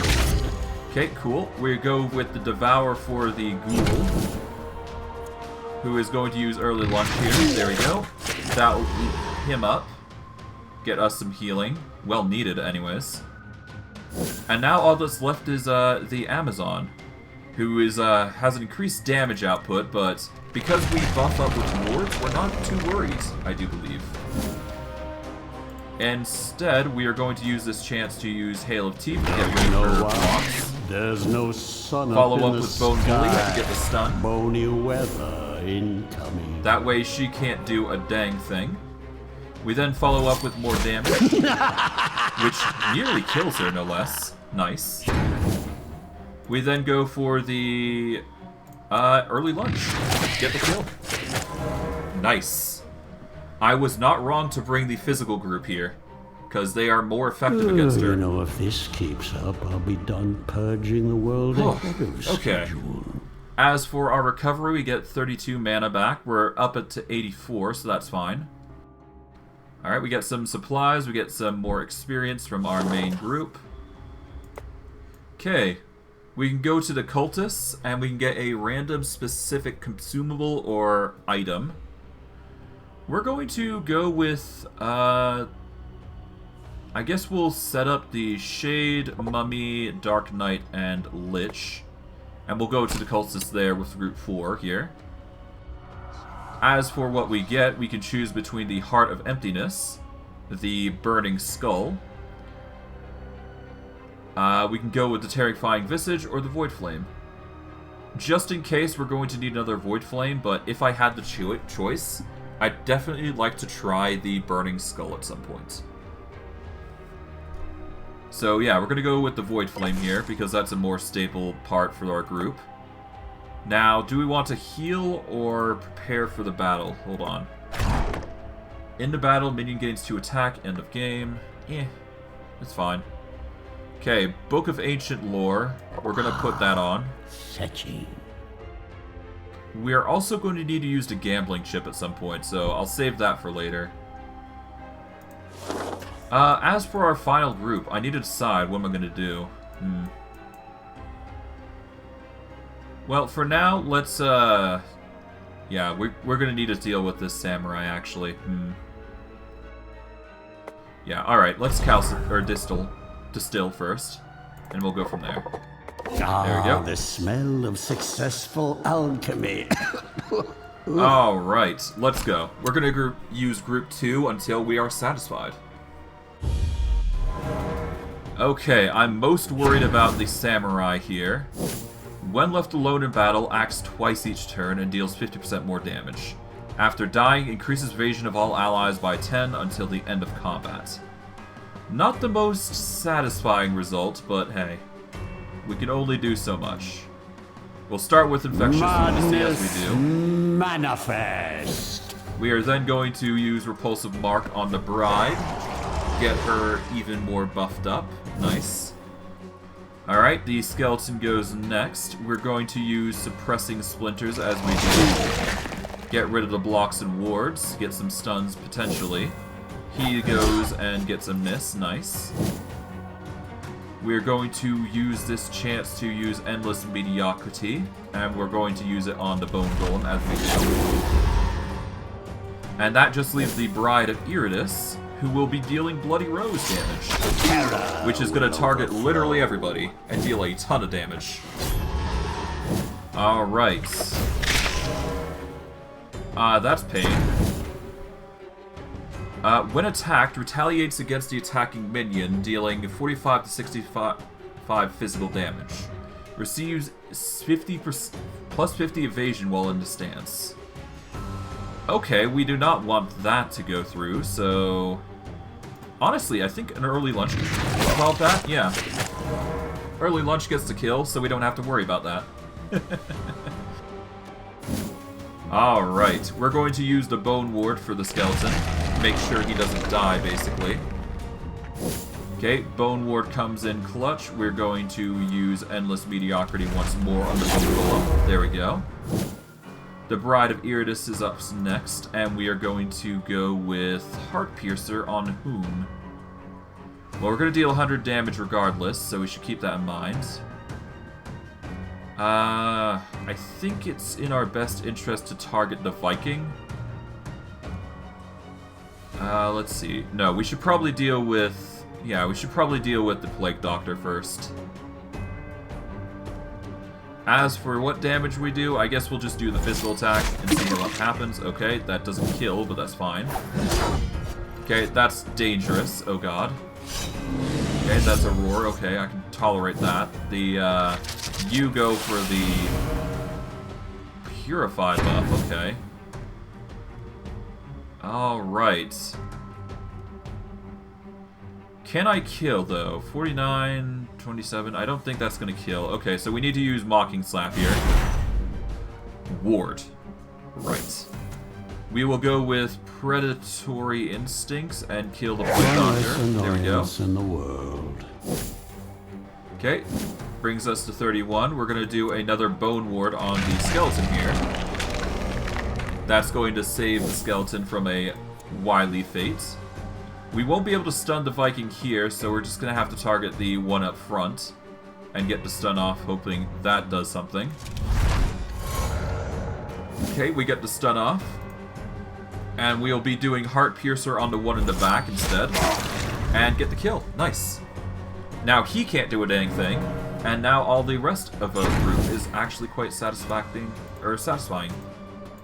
We'll go with Predatory Assault and get the kill. Solid. Okay, I think we've decided on what's probably going to end this fight in the end. And it's probably going to be our physical group at this rate. Not that I'm complaining. Our physical group's doing really well. Okay, we can go with Calcination Mastery. We could go with Scalpel Artist, which I'm probably not going to go. I'm going to probably save up for Battle Eternal at this point.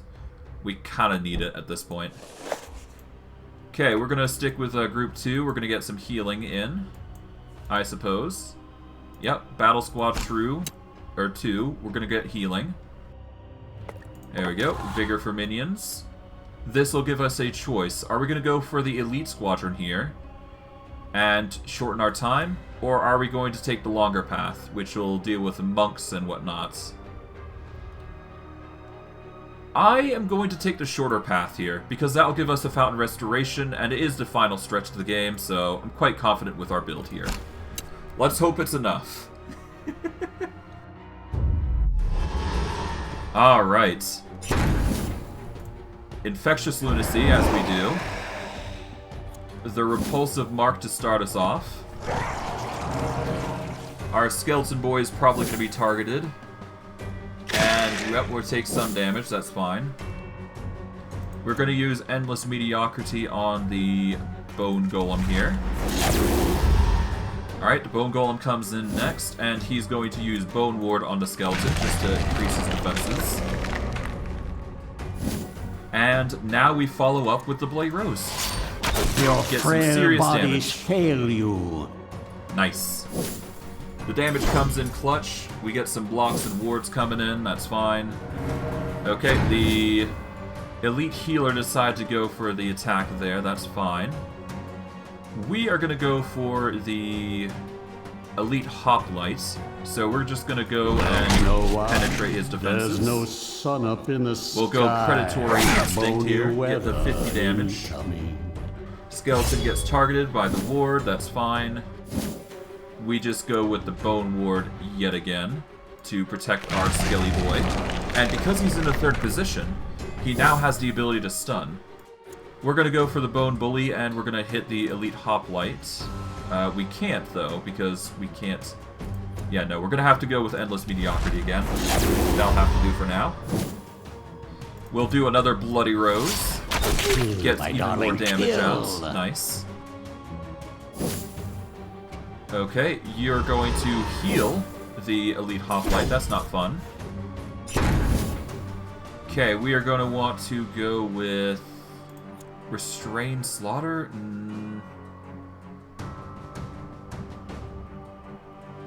First, let's get rid of your defenses, because we're going to need that to happen. We're going to go with the... Yeah, we're going to go with Predatory Instinct there. Get the crit there. Okay, the Mending is going to be the most problematic. We can go Suppressing Splinters at this point. Get a stun off. That way we can worry about things less. We go with Bone Bully to stun the Elite Hoplite, or I wish I could anyways. Instead, we're just going to have to go with Endless Mediocrity once more on the Bone Golem. Okay, we're going to go with Heart Piercer here, and we're going to try and get a crit on the Hoplite here. And we get the kill. Perfect. Now the only ones that are left are here. They're going to get a 10% buff to defense, which is fine. Okay, they're going to try and buff and get Wonderful Mixture. Oh god, okay. So we're going to do Restrained Slaughter at this point. Retreat, essentially. Okay, we are going to want to use Suppressing Splinters here. We're going to use Hail of Teeth to make the Elite Healer vulnerable. We'll use Suppressing Splinters here, and no stuns off, unfortunately, but that's fine. Okay, you're going for the attack. You fail to hit, thankfully, because of the ward. Now the Endless Mediocrity is coming in clutch, so now we just gotta defend the others. So we're gonna defend the Bride of Iratus, being the weakest of the links. Okay, now we can finally start dealing some severe damage. We're going to start off by whittling down the Elite Healer here. Because once the healer's gone, then we can focus on the other without too much hassle. Thankfully, it seems like he's focused on healing himself, so that's worked in our favor. As for what we're going to do, we are going to... let's see. Soul Leech. Moves a target to a random position, deals 25 plus 44 damage. I think we go Soul Leech here. There we go. And what do we do here? We're going to go with Repulsive Mark to increase the damage of the Bride. There we go. We are then going to go with... I guess Rupture is the better option? No, we're going to go with Abyssal Engine to get some healing in. There we go. You're going to target the skeleton again. Deal damage, that's not fun. Let us go with Heart Piercer, potentially kill. Savor these last few heartbeats. Alright, perfect. Then in that case, 45... 31 to 33, let's get the hit off, I suppose. There we go. 17. Okay, thankfully he didn't heal, so that's good. That gives us a chance to use Early Lunge. And gives the ghoul more buff damage. Or more buffed ability, I should say. As for what we do next, we'll do Bone Ward on the skeleton, just to start with. Just get our defenses up. Alright, Skeleton is going to use Vorpal Smite here, because he has a lot of buffs on him currently. Carve open their husks! Nice, that's 5 attacks, failed to get any real damage off, but we did our best. We'll get the damage off there with a crit. He is going to suffer a lot now, and he's choosing to run, so that isn't going to save him. Yeah, no, we're just going to go with Predatory Instincts. That'll get the kill, and we are done. Nice. Okay, we got a level 56 brain for our troubles, which is perfectly fine by me. Hey, we even got a level 60 skeleton, so that's a pretty awesome moment. As for damage, I guess we boost up the attack of our skeleton just a smidgen. Increase his luck. Bone Golem is doing rather well. He's got his defenses. Let's just boost up his resistances and armor a little bit, and let's increase his damage, I suppose. Along with his accuracy, he could use a buff there. As for the Bride of Iratus, well, Evasion is the next best thing, so we'll grab Evasion. Ghoul, on the other hand, it's just straight damage until we're maxed, which we are. We will boost up, I guess, accuracy to 48 and be done there. Now, before we go for the last fight, we're going to level up with everybody else. And I suspect we're going to start with the physical group, just to whittle... Well, do we, or do we go with the magical group? That really depends on what we do now. We're going to go with Battle Squad 2 here.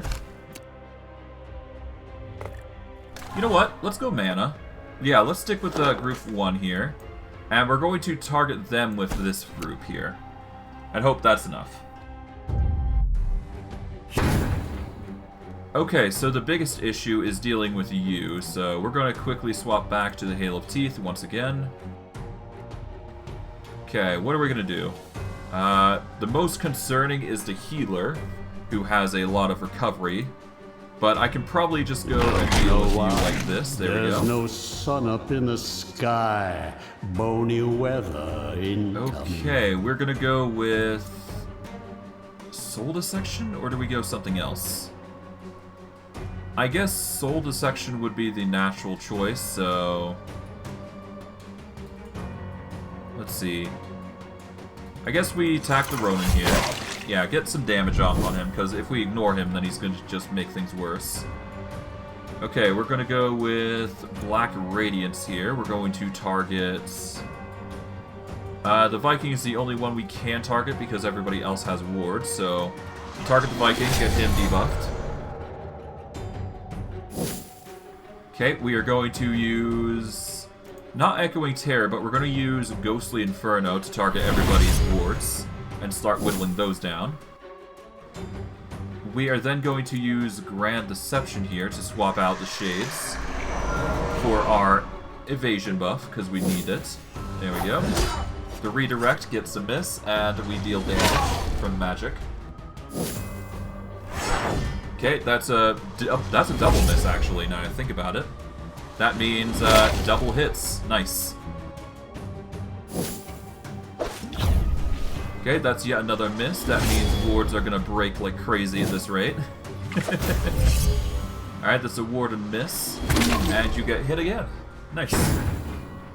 Okay, what we're going to do is we're going to use the Energy Wave, actually, to get rid of any subpar wards now. Do we want to do anything particular? I guess what I can do is I can use the Energy Wave to start with. Well, no, let's do the Energy Wave after. Or do we? No, let's use the Energy Wave first. Why not? That'll get rid of the wards, debuff them slightly. Now we can use Black Radiance here, and we will debuff the Ronin here, because if he's missing, then that's better for us. We are going to use Grand Deception once more. Here we go. Alright. We then follow up with Echoing Terror? You know what? Slake with Darkness, because we haven't been using a lot of stress attacks. We'll use the Terror thing here. There we go. Crit debuffs. We got some Terrors of Cowardice even. Nice. That's a miss, and that'll get us a hit there with a crit. That's another Insanity. Oh, that's Inspiration, it seems. Managed to get Brave. Okay, that guy managed to sharpen his blade. That's fine. Okay, even more fear comes in. He is going to heal. But that is not going to be enough. as we go for the kill on... Wow, you actually... Alright, the healer's already running. We're not letting that happen. You can stay there. That's what you can do. Okay, we're gonna go for the Scythe of Life here. Get the kill on the Viking. Become part of the breathless tide. Okay, they get their buffs of damage, I suppose. The Mending comes in, the Cowardice comes in. Sharpen the Blade. Restores vigor and sanity equal to 100% of the damage dealt. Okay, so we just ignore him then. Okay, in that case, we go for the... Okay, we go for the back here, so we're going to go Grand Deception here. That'll swap us over. And for you, you are going to want to use Black Radiance here to... Well, if you could, I would like it for you to debuff it, but the ward comes in. Which is an annoying bit, but whatever. Okay, we're going to go with Ghostly Inferno to start removing those wards, if we can. It's looking like our shade in the back has taken some defenses, but that's fine. We'll just get rid of the wards. That's the important bit. Okay, you go for the... Yep, the block where miss comes in. We get the attack off. Okay, that's another miss and ward. We take out your ward, no less. That's good. Okay, Purify is still there, but the Brave is coming in. Okay, so we need to start moving back, so... Or do we? Yeah, let's move back, so that way we get back into our original positions that we wanted. Okay, we're going to use Black Radiance here to get rid of your defenses. There we go. We then follow up with Grand Deception to swap everybody over. Now, how's our defenses looking? Both are at 100, so that's good. Okay, we're gonna go with the Ghostly Inferno, I guess? Yeah, the Ghostly Inferno gets the fear buffer going, and that'll get the curse. Bodies fail you. Alright. Not a fan of that, not a fan of that. Okay, the stance of, the stance is not fun. Okay, let's see, what's that stance? Bushido. We'll get Desiccate on it. Now, you can't do that. Let's just... do we use Bone Obelisk again? No. Let's actually start focusing on Mocking Slap if we can. Okay, Black Radiance will get rid of the benefits of the Plague Doctor, so we'll do that. We will then follow up with using Death Grasp here. That'll reduce the resistance he has, which is paramount for our survival. Grand Deception will get our evasion back. There we go. And the redirection should happen, and the Bushido we can easily get rid of if need be. But hey, we're slowly getting rid of the Plague Doctor anyways, so it's not that big a deal. So what we're going to do is we're just going to go for the... let's go Curse Stall on the Plague Doctor, there we go. We'll then do Desiccate on the Ronin here, so that way he can't actually use his stance. Okay, we follow up with Black Radiance, I guess, again. And just keep that cycle going. He can't attack us, but it works in our favor. Grand Deception now swaps us over. And we are basically good to go. Alright, with that in mind, we can start whittling this guy down for reals. Let's see. I think it's in our best interest to just focus on his HP at this point, so we'll just slowly whittle him down that way. Okay, he's trying to retreat, but he just made a massive mistake. He went and did an AoE attack against us. With our characters as they are now, that's not the best option. But hey, we got the win there. We've got Mimir, we've got a Gambling Chip, but neither of those are going to be of use in this final fight. Okay, let us do a healing restoration, I guess, because we've already got the mana for it. And now we've got to fight the 4 ancient heroes. Okay, before we do, we're going to need to prepare. So let's see, we've got a 56 brain. I think it's high time we give our Reaper the love he deserves and give him that brain. Alright, there you go, Reaper. Level 56 brain, good for you. You're going to get the upgrades for Dread, I suppose, and increase your HP a little bit. There we go. That'll make you the strongest Reaper we've got. Okay, is there any parts we can yield onto him? We've got some ectoplasm, some ash, but nothing too special. Let's see, ash, ash. Okay, our Wraith. Should we buff up our Wraith? I guess we should, shouldn't we? Although... no, we should give the dust to this Wraith here. There we go. Stat-wise, then we can buff him a bit more. Let's see. Our Wraith here could use a buffer. Yeah, let's start making some buffers for transmutation, I should say. We're going to need dust specifically. Skeleton will clean up this mess later. Okay, that's a success. And we managed to get a rare quality dust, so that's good. We can now put this dust to good use. And now we can actually get the ectoplasm upgraded here, so that makes our Wraith even better than before, no less. So that's good. We are going to want to focus in on the ward first. That'll make sure our wards and defenses are perfect. We'll get some Dread. And if I can, I'd like to get more Dread. But I'm not going to hold my luck for it, so we'll just get some luck and be done with it.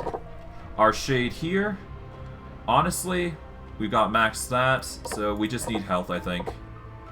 33, we need 33, there we go. Both are at HP values now. Okay, now we need to beef up our, I guess, luck here. We'll beef up to 31, there we go, 34. And I guess we'll just beef up the resistance, or the armor of this Shade, there we go. Now the Reaper. Reaper is perfectly fine. It's the best we can do at this point, so... alright, let's level up for the final time and be done with it. We are going to go for the Battle Eternal buff, I think.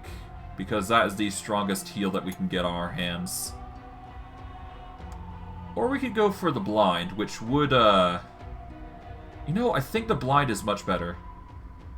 Target minion's next attack deals critical damage. And Blind. Yeah, let's go Blind and Fate. I think that's way better than the heal right now. Alright, it is time for the final boss. Wish me luck, guys, because this is the last bit, and determines whether we unlock something or not. The armies of the risen heroes lies broken and vanquished behind the Arch Necromancer and his shambling horde. Victory so close he can almost taste it. But as so often is the case, one last obstacle has manifested before him. An all too familiar obstacle. 4 faces, 4 sets of weapons drawn against him, forged and tempered to ensure his defeat. The 4 exalted heroes of old come to battle their ancient enemy once more. History will indeed repeat itself today, on this very day, but the outcome is not set in stone. The time has come for a brutal reckoning, and afterwards, they will call him Master. To battle. Alright.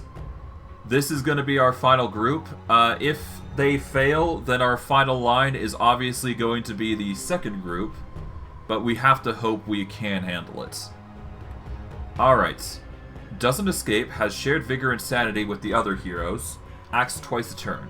Whenever a minion attacks this character, it is dealt 50% physical damage and interrupts stances. Okay. Everybody shares their health and vigor, so any area of effect attacks is vital. So we can target anyone specific, but let's see. They basically share a health pool, so as long as we take them all out together, then we're fine. So, without further ado, let's get into it then. Let's see. First, we're probably going to want to get rid of their physical wards and all that, but I digress. Alright. Deals 50% damage to a minion whenever it moves. Deals 30% damage to all minions each time Iratus casts a spell.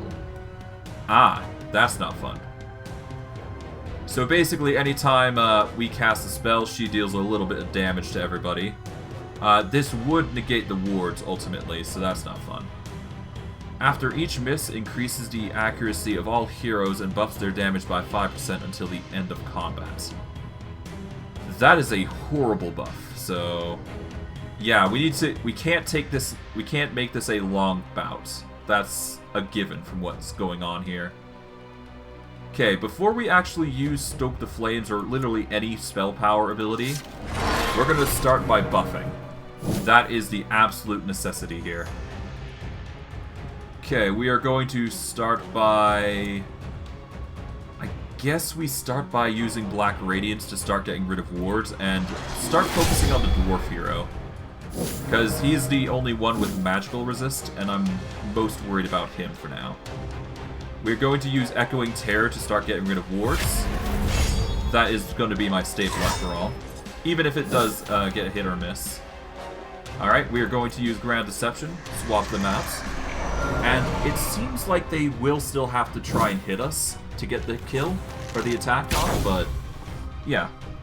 As long as we can get the magic off, we're good. Nice, got some damage off. Perfect. Alright, everybody's at 3,087. Nice. Works in our favor. Okay, you're going to do that. That's fine. Okay, that's a miss, but hey, that deals more damage for us. Okay, what did they use? Oh, ow. Ow! Okay, not fun. What are you doing? What are you doing? Oh, so many turns. Jeez. Oh, God. Okay. Alright. Yeah, we need to start using Stoke the Flames immediately. Yeah, we're going to start with Stoke the Flames, get ourselves a buffer of resistance to physical. That's going to help us a lot, obviously. And actually, that works in our favor because the more she tries to hit us, the better it's on our terms. Or the better we get on our terms, anyways. We are going to go for the Agony of Fire, I believe.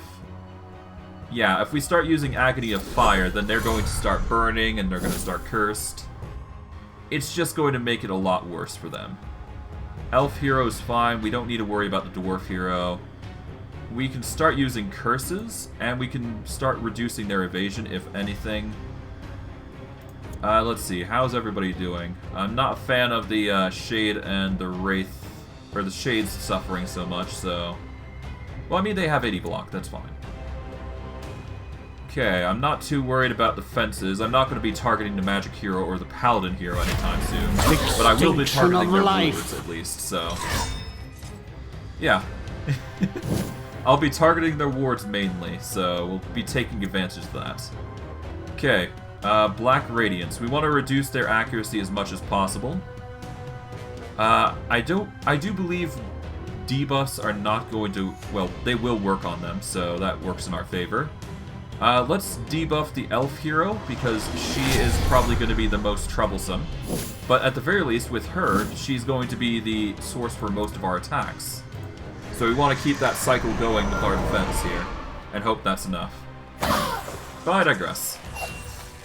The more she attacks us, the better off we are, because she's just going to make us deal more damage, which works in our favor. Okay, we're going to probably use Infectious Lunacy at this point. Ooh, at least that's my thoughts anyways. To reanimate. Yeah, if we use Infectious Lunacy at this point, that's going to help us a lot more. And that's going to increase our damage by 55, no less. That's actually pretty nice. And we are now fully healed again. That works in our favor. Nice. Yeah, no, they're going to suffer a lot once they see the amount of damage I'm going to inflict. Okay, that removes buffs. That's not fun. Okay. Stance of the Grand Defender. Okay. We'll go with Infectious Lunacy here. Madness. There we go. The elf goes for the attacks, or tries to. And we get block and a miss. That deals damage. 144 no less. That's good. Okay, they're slowly starting to whittle themselves down. That's good. We can now use Agony of Fire. But I'm going to actually use Desiccate here to get rid of the stance.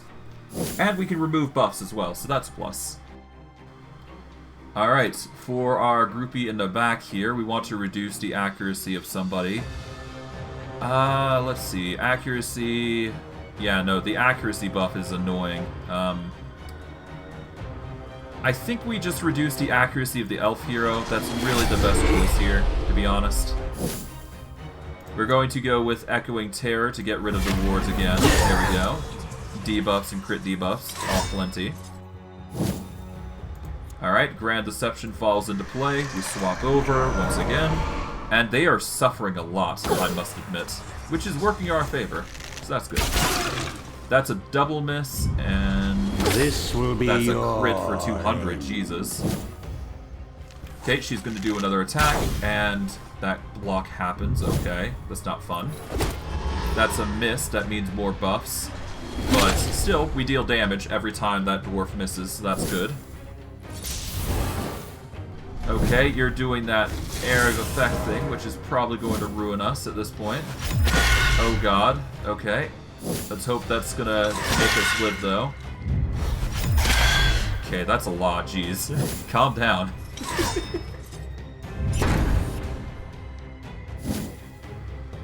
Okay. Well, we can go with Agony of Fire now, if we so desire. But instead, I'm going to go with the Bone Obelisk, I think? Well, no, if we go with Bone Obelisk, we're gonna have to save it in that case. Let's see. How's our buffs looking? Stoke the Flames, Infectious Lunacy is still on us, but Stoke the Flames is still off. Okay, we're gonna go with Stoke the Flames here to start with. Yeah. At the very least, get our buffs back for the resistance. Need to get that defense going. We are going to go with... I guess we go with Agony of Fire on the Mage hero, because he is currently the one most vulnerable. Okay, the accuracy debuff is going to be really hampering us now. Okay, I think at this point we just want to... Yeah, I think we just start using Pain Amplification here, don't we? Yeah, if we use Pain Amplification, then they're going to start taking stress damage at the wazoo, which makes them suffer even more. Although I guess the stance wasn't that great. Whatever. We're going to use Dark Gate here. I'm not too worried about them starting to harass us at this point. Echoing Terror will follow up, getting rid of their wards, thankfully. That'll get a hit, but fail to hit. Confirm. Okay, that's a crit. Oh god. Okay, let's hope we can actually outlast this, but I guess we'll see. Okay, they are currently half health. I hope that's going to be enough for us, though. Alright, that's even more damage. Thankfully, we're slowly whittling down. Good. Okay, that's damage and a miss. Okay. That's even more. Nice.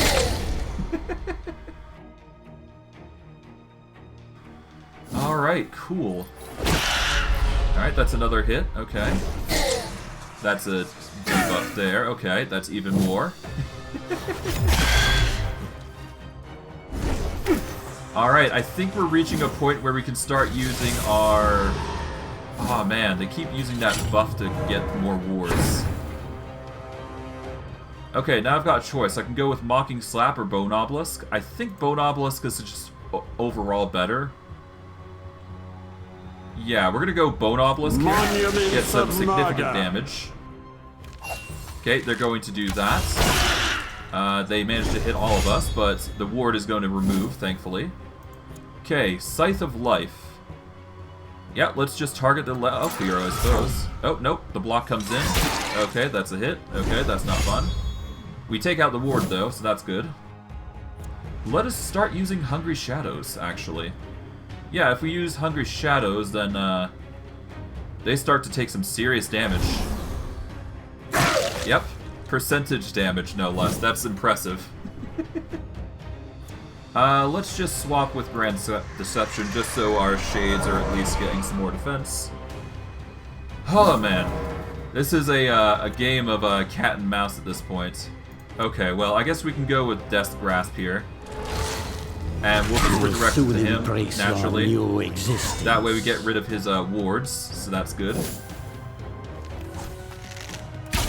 Okay, you get a crit off on our poor shade, that's fine. Okay, you're going to attack again on our Wisp here. We're getting really close with this, so I guess we'll see. Okay, that's more damage. Pain, okay. Ow, okay. Okay, you're just targeting one of my guys. Okay, that's not fun. Okay, you keep... pain. Okay, now you're really getting on. Okay. Burgeoning hope disgusts me. Well, I kind of expected that this was going to happen, but I wasn't expecting it to happen this hard. Okay, well, there's a solution to this. Let's start with Endless Power here. Okay, that'll get us some more AP to work with. Or Spellpower, I should say. Okay, we won't be able to get any benefits beyond this, so we're just going to have to hope it's enough. We are going to use Death Grasp here. No, Grand Deception is going to just ruin it, so... Do we go Skullfall? Yes. That'll target literally everybody. Okay. We take the hits there, that's fine. We are going to take the hit, and we're going to go with Death Grasp, and we're going to target, I guess we'll target the Paladin here. My kingdom comes! Okay, we take the hit, that's fine. Alright, that just leaves you. Okay. We are going to go for the Dark Gate here. Because at this point, we just gotta outlast this last turn, and, well, I guess we'll see. The damage output really comes down to it, don't it? We'll take our L with our first group and just sacrifice them. More will come. Hopefully, we outlast, though, long enough that we can get the kill here, but we'll see. We'll see. The damage is gonna really work wonders, though. Well, at the very least, we have one final thing that we can do here, so that's good. Oh, even more damage, nice. Almost there. Okay, you are going to do that, but that is not enough. And I think we can just do the Mocking Slap here, can't we? Fate within flames. And that is our win. We had to sacrifice two of our minions, outcome. but we got the win. And for our troubles, we got a level 56 brain. I'd say that's a win. And just to play it safe, we will have our second group take the victory lap, just to check things out. We'll send our prior group here to heal up. And now, we exit.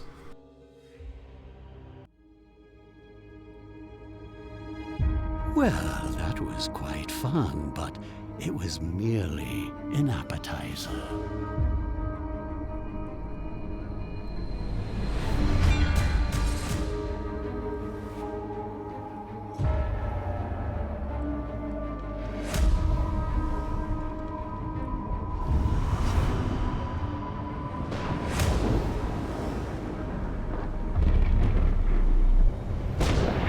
You have stirred my anger, and I will come for you with an army beyond counting.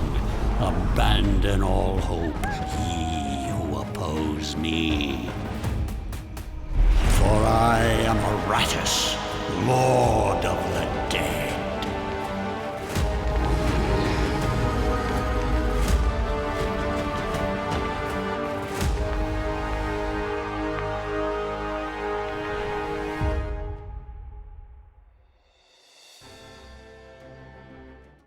As I've already been through the ending once before, I will not be going over it again.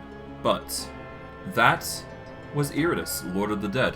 We have now done the more pain difficulty. Naturally, as would probably be going forward, we're probably going to try good always wins, but I suspect we're going to have much harder times with that.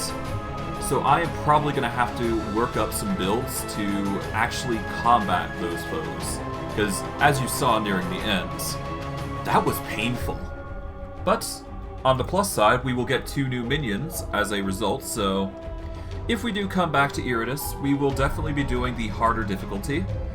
And, of course, as we go along, we're probably going to go even harder and harder and harder, and until we finally finish the game at the hardest difficulty. But I digress. We've managed to complete the game of Iratus for the second time, this time on the more pain difficulty. And for what I'm going to do next series, I haven't decided yet, to be honest. Honestly, I'm thinking about bringing up Minecraft once more and trying some stuff from there, alongside what I'm doing currently. So, you may get to see some Minecraft. I haven't decided if it's going to be a... I guess I could bring back Septec Ages and go for the Sky version instead. But I haven't decided yet. Ultimately, expect a Minecraft series to come up, most likely. But if I haven't decided until then, I may fall back to a very classic game that I do enjoy. But we'll have to see how things prepare. But I digress. For those of you on YouTube, like, subscribe, comment, hit the bell notification if you want to see more stuff. I stream daily, so if you can catch my streams, you can catch me 3 to 7 MST time. If you want to catch my streams, the best way to do so is search me up at f1mypawn at twitch.tv. Alternatively, if you check the About section on my YouTube channel, you should be able to find a link there. Or, if you check the link down below in the description of the video you're watching, you should be able to find a link there which will direct you to my Twitch page. All 3 options are available, so go nuts. For those of you on Twitch, or those of you from YouTube come from Twitch, welcome. Your support is always appreciated. If you want to support me some more, the best way to do so currently is to provide me follows. The more follows I have, the more content I can give you guys. Once I hit 50 followers and 3 concurrent viewers, which basically means 3 people watching my streams daily, at least for a certain amount of time, I should be able to apply for affiliate status, which will allow me to get you guys more content, and I would be able to, you know, make a profit out of this. Assuming you wish to make me go that far, but I'm just doing it mainly for the fun, and so you guys can enjoy my stuff, but yeah. If you want to watch my videos on YouTube, the best way to do so is to search me up on the YouTube search bar at f1mypawn. Alternatively, if you scroll down from the stream you're watching currently, you should be able to see a photo of a YouTube portrait. You click that photo and it'll direct you to my YouTube channel. Or, if you're watching from VODs, you can check the VOD description, and if you scroll to the bottom, you should see 1 or 2 links which you can put into your browser, and it should direct you to my YouTube channel. I haven't confirmed that, I just believe it does work. But I digress. If you want to find my older stuff, the best way to do so is on YouTube. It has everything since day 1, especially the Iratus series, going by when I started out and what I did for the more pain difficulties. So if you want to watch from there, that's the best way to do so.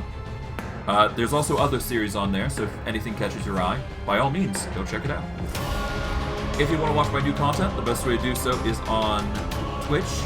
I do stream every day, excluding Sundays, so if you want to catch one of my streams, that's the best way to do so. But yeah, there should be about 6 videos on there. It's going to change to 12, because I am going to be doing something for Christmas, but I'll be starting that on, I do believe, the 12th. Yes, the 12th of December. At least over in where I'm around it, but I digress. It's going to be the 12th of Christmas, and I'm going to be introducing a new series, but I digress. I hope you guys enjoyed today's stream. I know I did. And I will see you guys next stream. Take care, everyone. And I hope you're looking forward to the next series. Oh, before I go, I will say this. Iratus is not over. I will be putting it down for a while like I did before, and I will address it later. But I'm going to take a break from it because it's a very difficult game, especially as you get harder and harder and harder into difficulties. And do not be surprised if I fail. If it happens at this point, I'm not going to be surprised. But anyways, that's it for me. I hope you guys enjoyed, and I will see you guys later. Take care, everyone. Have a good day.